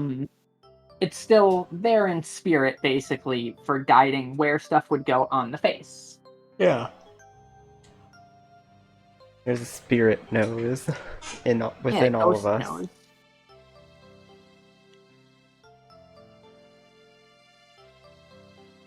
And now we've got sort of a basic form in here, right? Yeah. So we've got the shape of your bangs, which come down roughly to the edges of where our invisible eyelids would be, Mm-hmm. and roughly down to the same height as the eyes. Yeah. These go most of the way off to the side of the face, and then this bang overlays on top and comes in.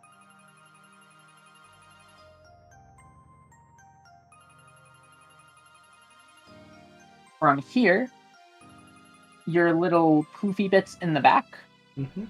connect roughly to the bottom of the head, and they do not come out super duper duper far. And so I will not have them come out super duper duper far. Yeah. You've got a couple little extra bits, like here and there, that sort of come out.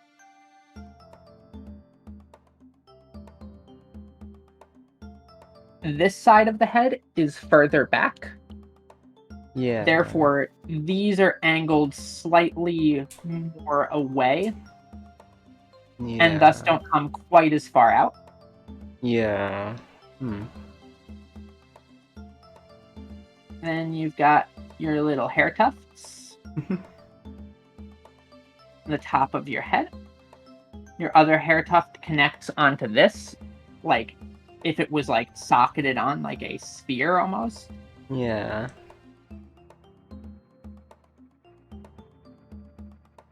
Yeah, my webcam is not like the way I've been sitting.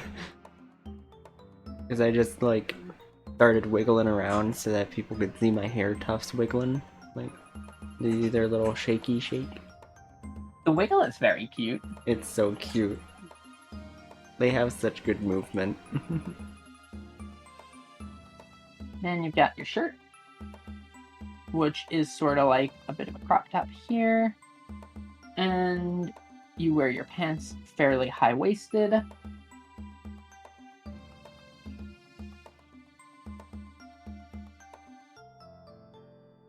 I'm not sure. You have shorts, right? Yeah, they're shorts. Do your bird legs come all the way up, or are My they like bird legs thigh-high are bird like... legs? My bird legs start at like the knees-ish. So like here-ish. Okay. Yeah. And now we've got sort of a base sketch here. What I like to do at this point Yeah. is first things first, I grab this and hopefully it lets me do this. Not quite what I was going for, but it'll there we go. So I can flip horizontal. And I can go, okay, how does this look? Ooh, how'd you do that? I brought up a selection box and just dragged it over. Normally you would Oh. hotkey bind this so that it would flip perfectly. Yeah. But working with the limitations of the program here. Yeah. So that looked okay flipped horizontal, because sometimes, especially like I have a bad habit of drawing things on a slant, so like I'll draw something that looks fine from like this direction, but then I flip it and everything is just really tilted off to one side. Yeah. So I always flip to check. Sometimes I will flip multiple times during the sketching process, depending on how complex it is, but not always. So now that I have this base sort of sketch in place, I can go and be like, okay, so I'm happy with this. I'll lower the opacity down and make a new layer on top. Now, because I'm very used to doing this sort of thing, I'm not going to do a second a second sketch on top of this, though in your case I would actually recommend doing that. I'm just doing this to like sort of save a bit of time. Okay. I'll skip basically straight to line art and sort of explain a little bit about my philosophy behind doing line art. So with all of these sketchy lines here, right? Yeah. A lot of artists, especially beginning artists, run into the case of going, oh, I did my line art, and it just does not look as good as the sketch.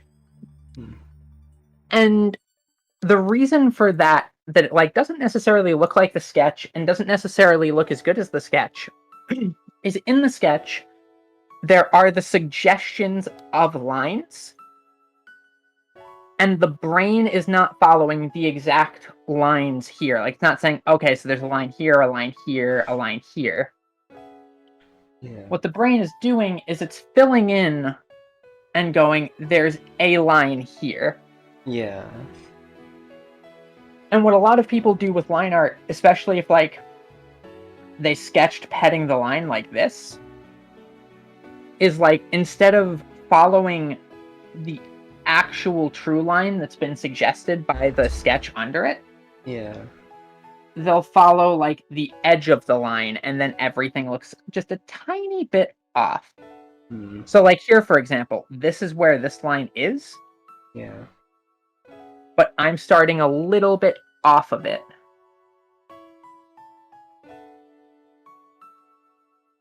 Just because, like, that's not necessarily the line that is being suggested by the sketch that's there. So when the sketch layer is turned off, what you'd actually run into instead is, even though this does not fit the sketch line perfectly, it will look more like the sketch felt, just because it's following the imaginary line that your brain sort of fills in for you. Yeah.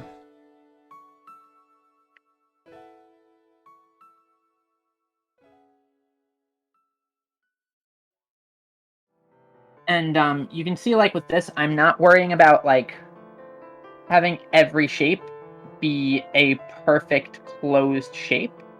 Yeah. Like, there's, like, a gap, like, right here, but that's okay. Because again, you're trying to give the impression of various shapes rather than just the exact shape. Yeah.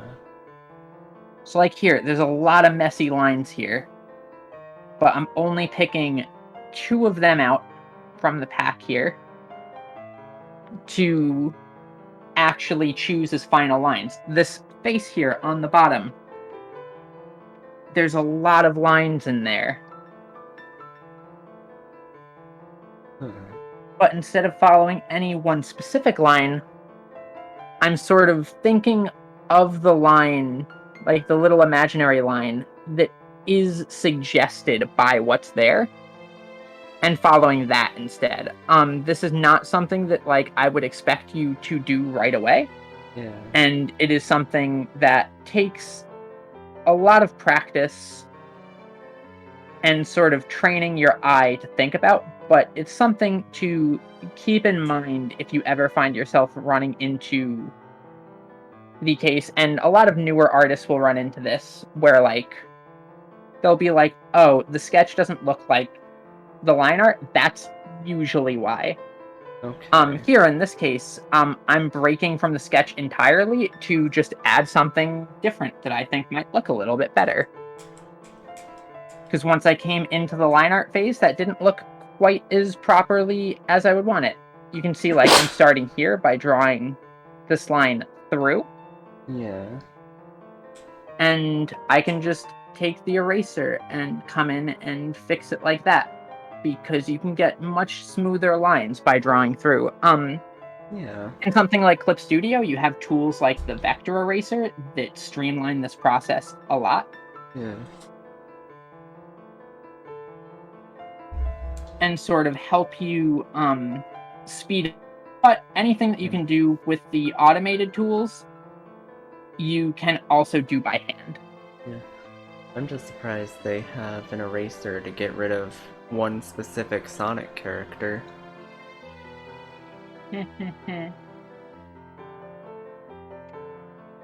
Like, if puns are gonna be your main source of humor, I can make some dumb jokes too. My jokes are dumb. No. Puns That's are. what I thought. Yeah. Wait, hey, hold up. Yeah, what? I'm watching you. Yeah. But for like the Watching? folds in your clothing and nothing weird, you know. Yeah, obviously. So yeah, like here, you can see I completely made a break from the sketch just because I did not like how those two spikes looked, so I just did it differently. Yeah. That's something that'll come with expertise. Yes. So you're saying in like 2-3 days max? Yeah, like maybe a week tops. Yeah. When I become a master of art within like the next 25 minutes, like, you know. Yeah, I'll look forward to seeing your works in the Met. Yes. Adding a little bit of shadow under here because the head is shadowing the neck. Mm-hmm. Oh, okay.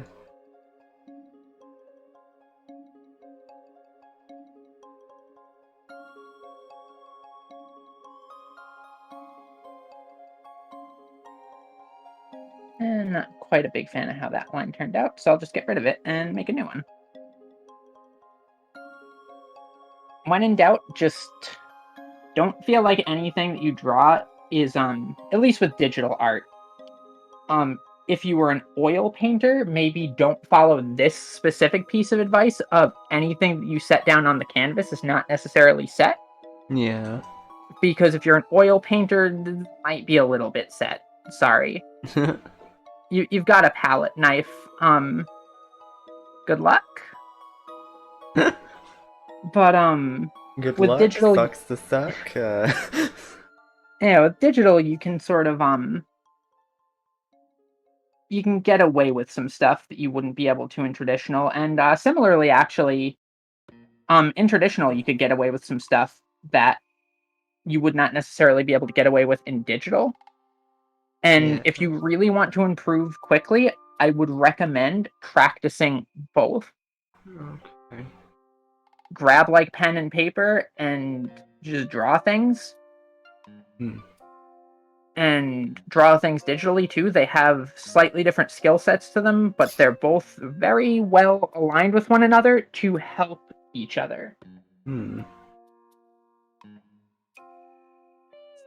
So you can kind of double up on it. Double up. Double up. Add some bird legs.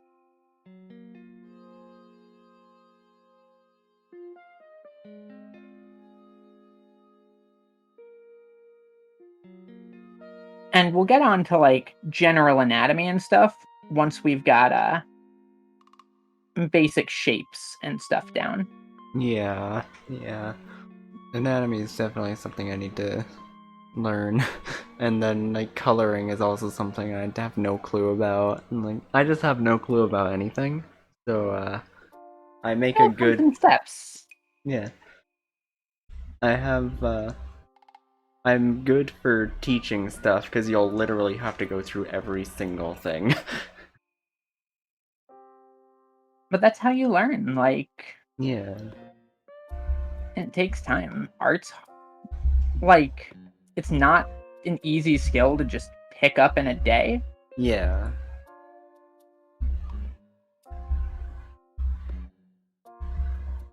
But it is a skill that I think basically anybody can pick up. Yeah. I mean, I feel like by your like by the logic you use, like any skill can be learned by basically anyone if they put in the time for it. Not necessarily any skill, but the vast majority. Yeah.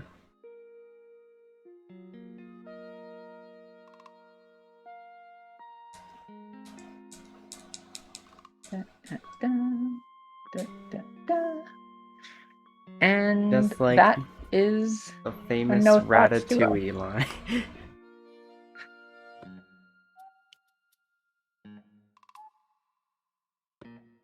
One wing. Wing, two wings, wet wing, two wings. Okay, now I will go and just slap some color in on this because I can, and the drawing's cute. Hell yeah. And then you can join the ranks of the head empty. Hell yeah. I've been in that rank for 21 years. I haven't had a thought in this head for a long time. Oop, that was not the button I meant to hit. Oops. And that's how you color it in. Here's your coloring lesson. Black. Ah, why is it? Oh, I see what I did. Ooh, Goth Tua. Goth. Wait, that would be a good costume. Ooh, yeah.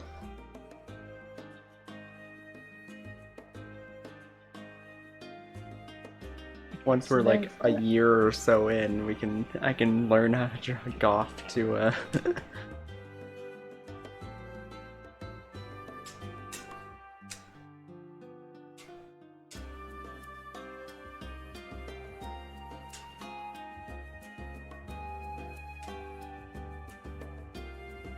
Put the opacity lock on. So like this is where that opacity lock thing that we were struggling with earlier for you Yeah.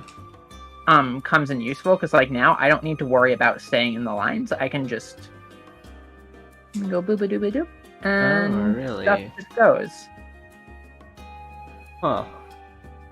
Because like it's only drawing where I've already put stuff onto the canvas previously. Oh, okay. So now I can go and turn that opacity lock back off. And continue like putting in colors here. Yeah. I'm just using the fill tool. Yeah. Nice. Saves a bunch of time, and you can go in afterwards and clean it up. Yeah. I guess like my main like struggle with colors is probably gonna be just like finding what color to use most of the time. So there's two ways of doing shading too, which I'll go over here. One is lay in the shadow first, and then figure out where the light hits, and add it in like that, right? Mm-hmm. You'd be like, okay, so like the light hits here, and the light hits here. Or what you can do instead is you can lay in where the light hits, and then come in and be like, okay, so like the light doesn't hit here or here.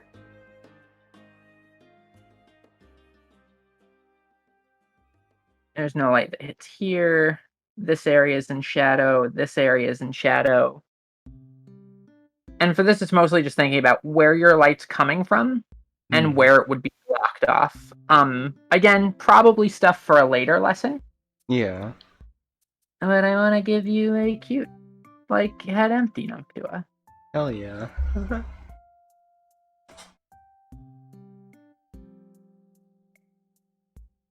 So I'll just finish pooping this in. And I can now grab this color. Color picker, use it a lot. Yeah. It's very useful. Like the weird eyedropper thing? But like what are you? Because like I just grabbed the color of your shirt to get back the exact color I used before, and now I can just change that slightly to get the shadow color. Oh, okay.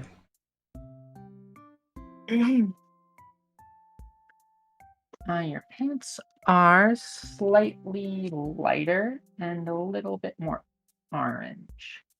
Yeah. So like about that, maybe? Yeah, that looks about right.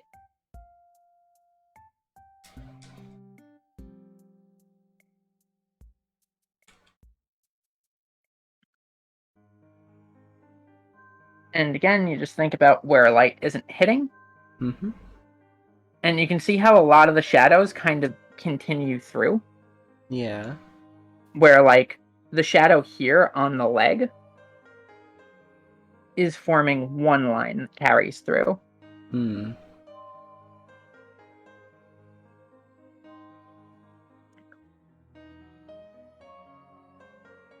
And I'll grab your bird legs. Whoop. Ah, There goes my entire body.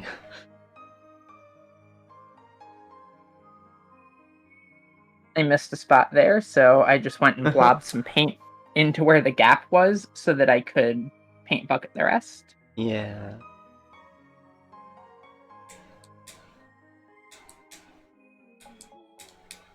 The way that you do shadows and how you saturate or desaturate or stuff like that is partially stylistic Hmm. and partially just depending on what you're going for. That's a lot of stuff that you'll learn sort of from experience as Yeah. time goes on. Your wings are darker. The wings are the same color as my coat. Ah, okay. Yeah. So I'll grab your cup They and purposefully have like the coat, wings are the same color, and the hair is the same color but without the pattern. I have your hair slightly darker in this. I can fix that in just a sec.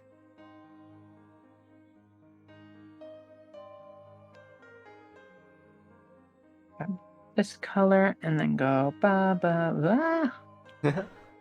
Not what I was trying to do. Oh no. Gray to when what is that, like, anime trope where like they see something and they just turn all gray? Yeah, you get shocked and Yeah. just like, Gray to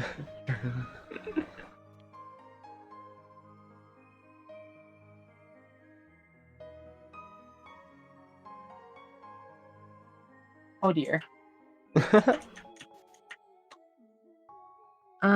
New plan. I'll go hubba dubba dub and That select true? this. Oh, you're a Eh. big guy. Oh, you were used to the English version. I was about to be like, it's good, isn't it? Eh? Okay, there we go. Eh? Now your hair is set. Yeah. I play things correctly, sorry. I'm pretty I'm sure the so only... used to Japanese dub for that game. Yeah, the only one that I played in Japanese was the GBA one, and that's because it only came out in Japan. Hmm. Yumi, psycho. Yoko desu ka?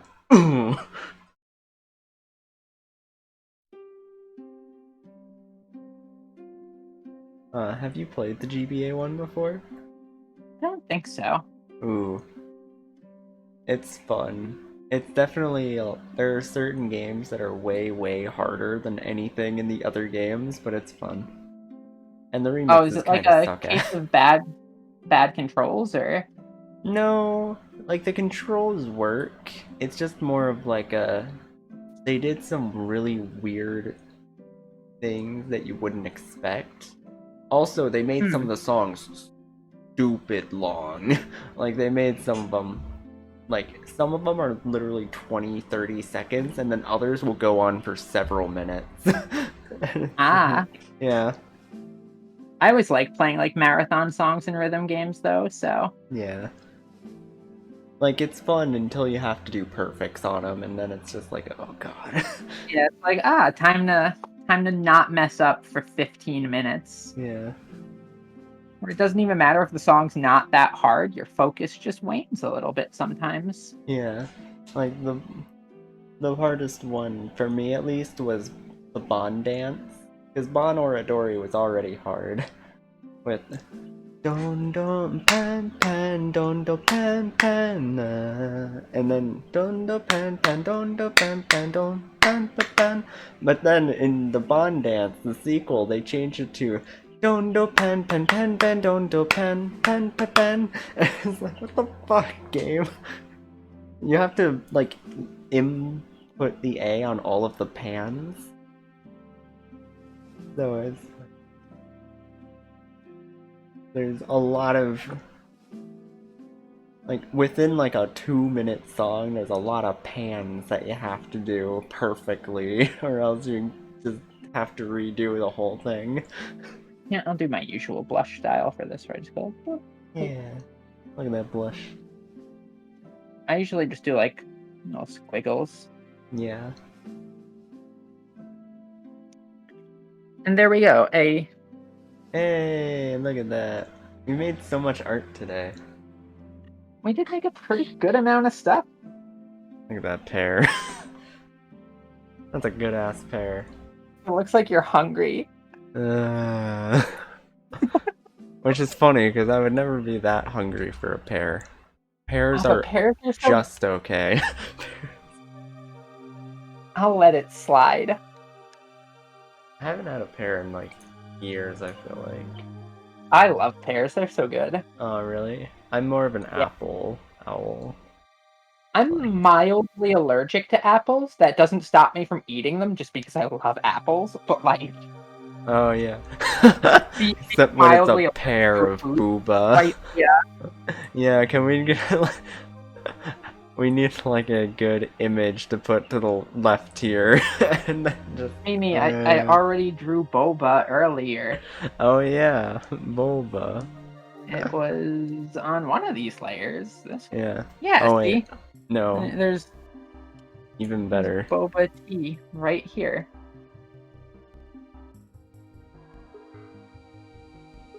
This is what she's looking at. How could you not fall in love at first sight with not Tua?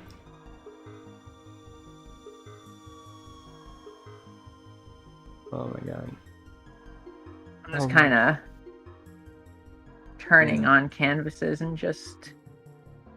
Yeah, recollecting on the amazing things we've made. I'm trying to figure out what I want to get rid of that isn't really necessary. Yeah. Yeah, I can probably cram all of this onto a canvas somehow. Let's see. Yeah. Start turning on all your layers. Yeah, yeah. I mean, we can probably get rid of like the shapes. Like the Yeah. shaped layers. Like that layer is not useful. Really, this is the only layer we need in the pear. Because this one, like, I fucked up this stuff back here so much that it's beyond repair.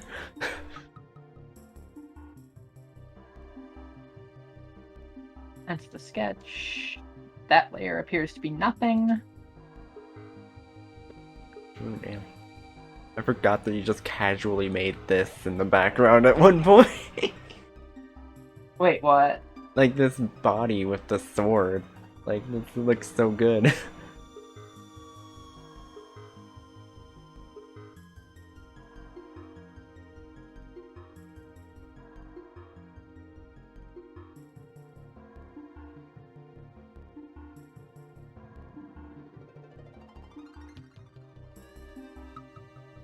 I can get rid of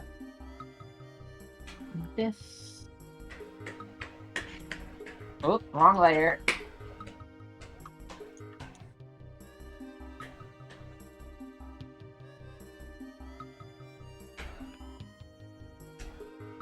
And fitting everything onto the one canvas is slightly difficult, but I think we'll manage. Oh god, I forgot how good your pear looked. What the fuck? Avery. When you do this to me.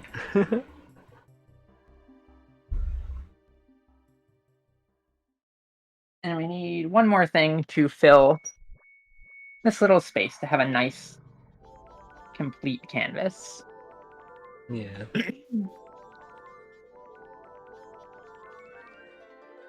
also need to figure out blah, blah, blah. Not that layer, not that layer, not that layer. This layer. Okay. I can go and grab this and this. And just get rid of these two things because they're just eating up space on the canvas. Yes, yes. You can have all these moved down a little bit. Oop. I've rotated my pair. How dare I rotate my pair? Whoa, whoa.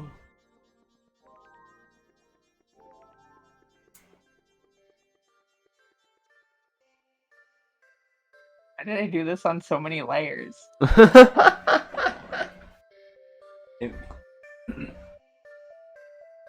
Fine, we needed a lot of layers. Wait, Tua, where's your other owl? The one that was. Oh, that one's gone. I made it small, but then I accidentally made I made it on the same layer that I put the pear picture, and then I made the pear picture small. So that made the owl picture like stupid small. So now it's just gone. Ah. Alright, Tua, you've got this much space. Fill it. Your final Okay. assignment for the night. Final assignment. Let's recreate that owl I made at the beginning. Except I have it on, okay. Go like brush set. Then start it with. It starts with 2 to the 1 to the 1, 2, 3. I need it to be confidant. Confidence. Have confidence. Have confidence. Oh yeah, and I have it on opacity. Why do I have it on that opacity? Where the fuck is my... Okay. I got this. Not at all struggling at the very beginning. You would never catch me struggling. Struggle is part of the learning. Never struggled in my life. Not even once. Not even once. Never. What do you think I am? Noctua? Ew.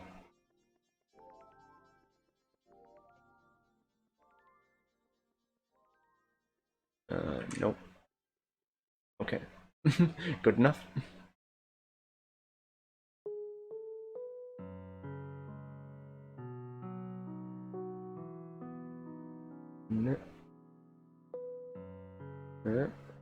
Okay. That looks pretty. Nope. Okay, that's nice and round. Rotund, if you will. Rotund, you say? Rotund. Bring that back up. Bring that back up. And do one of these. And do it over here. And that is. Ooh. Ooh. Ooh. Okay. Okay, this ain't looking bad so far. Yeah, look at that. Like, if you compare that to like your initial one, Yeah. the confidence and smoothness in your lines has gone up dramatically. Yeah. It really is like the line confidence. I feel like the trick you taught me about like doing it in smaller bits instead of in like giant in one big bit is very helpful. Like eyes are still gonna give me trouble though, because that's a circle and circles are like bad. If you can't do a circle in one go, like do it in like 3. Yeah. And just be like, uh. And then once you have it like that, you can just go in and connect them. Yeah. So like what? Uh, uh, uh, uh, uh, oh, eh. You've made so much progress, though, even just over these couple of hours. I'm really proud. Hell yeah. Now I can clean that up a little bit. Up. And then line on there, and then line down there. Not the hoop. Not the hoop from me, dog. Where did And then, fish, where are you? There it is. oh, I didn't make that. Okay. That was not the right fish layer. That was not the right fish layer. So many fish layers. Oh no, I missed part of the fish. Oh no. Or did I just not draw part of the fish? No. Anyway, fish can go up here. Yes. The fish perch and the Air Jordan's perch are dating. Oh, damn. Nice. That's hot. Honestly. I'm not gonna have room for the rest of the owl.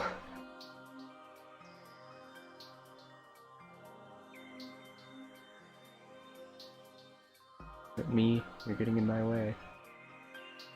As I go. You know what? I don't get in my way as much as I used to. Because confidence is everything. I wish I was hot. You are hot, Midori. Don't kid yourself. Yeah, see, look, there's a sun right here. Yeah. Bearing down all this heat on top of you.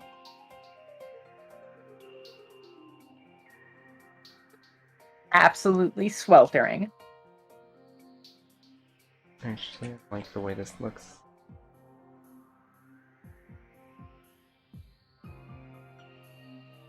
No. Really? What do I want to do with this? I guess... because I'm like out of room here, it makes this not look as good as I'd want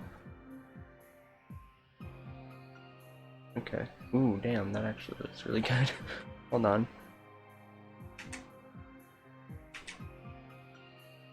For a Fennec box, you're still my friend, and you'd still get a Fennection. Hold on. Like this. Also, that owl looks really good, Tua. Yeah, I'm actually getting it. Like, I understand what I'm doing to a certain extent. Your third eye is opening. Hell yeah, finally. Third eye right between my fucking, two eyes. Right above my nose. Yeah. Yeah, and this is the top half of the owl. The bottom half is cut off by me. But you know what? For what it is, this looks like a pretty good owl. Like, I got the wings down pretty decently, actually. Yeah. And, like, comparing that to earlier, you've made huge leaps. Yeah, holy shit. God damn. I mean, yeah, it was 4 hours, but, like, it was only 4 hours, and I made a huge leap like that. Yeah, or even just, like, comparing the one pair that you did to the, like, super initial one. Yeah. Like, you've done a lot tonight. Yeah. God damn, holy shit. See? You've got this. I've got this. Just gotta keep at it, and it'll become more and more second nature. Yeah. And then one day, this bottom left pair will turn into this more photorealistic pair. No need to despair. Okay, let's just find a raid target.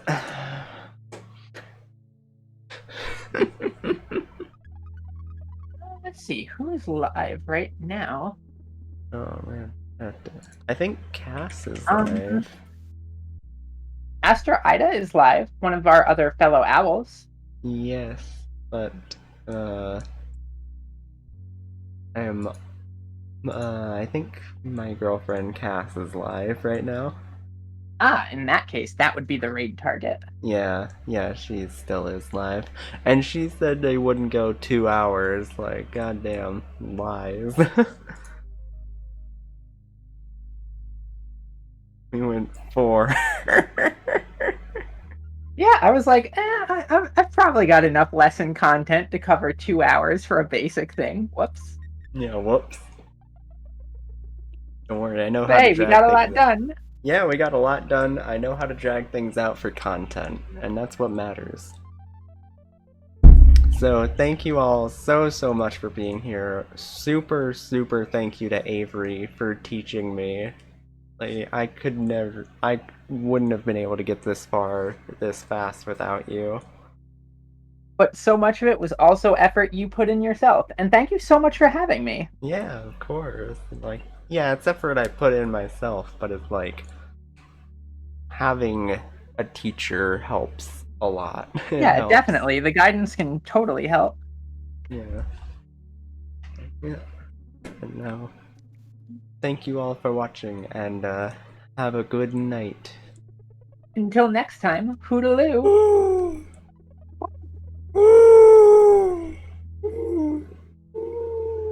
I need to drink water. I ran out of water. Fuck.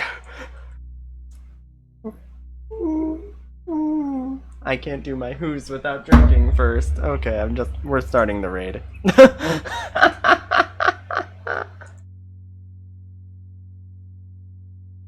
Like, I wouldn't call everything here was a success, okay? Nothing went wrong. Yeah, everything perfectly fine. Boom. And raid starts now.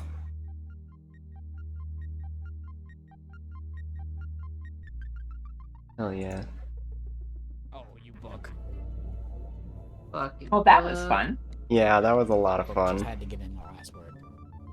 On, you got Ooh, more so points. far with this. Like, Oh. that was so exciting to see how, like, the start to Rubik's the Cube. end. Rubik's Cube. Rubik's Cube. Yeah. Used to be able to Like solve this Rubik's is Cube. all exciting, Oh, like not overall. Oh, so you used to be really Raid. smart. Hello. Let me. I used to be. How do I not smart. screenshot this again? I wanna. You go to File, Export. Oh yeah. I'll export as Okay, so we can move PNG. I would share as PNG Yeah, share as PNG. and then save from there. things. Yeah. Here. So who is up next for your teaching? I don't know. Because it just depends on when people are and aren't busy. And I was thinking like maybe we could do this as like a weekly thing with you and me. Like Mondays, we can make it like a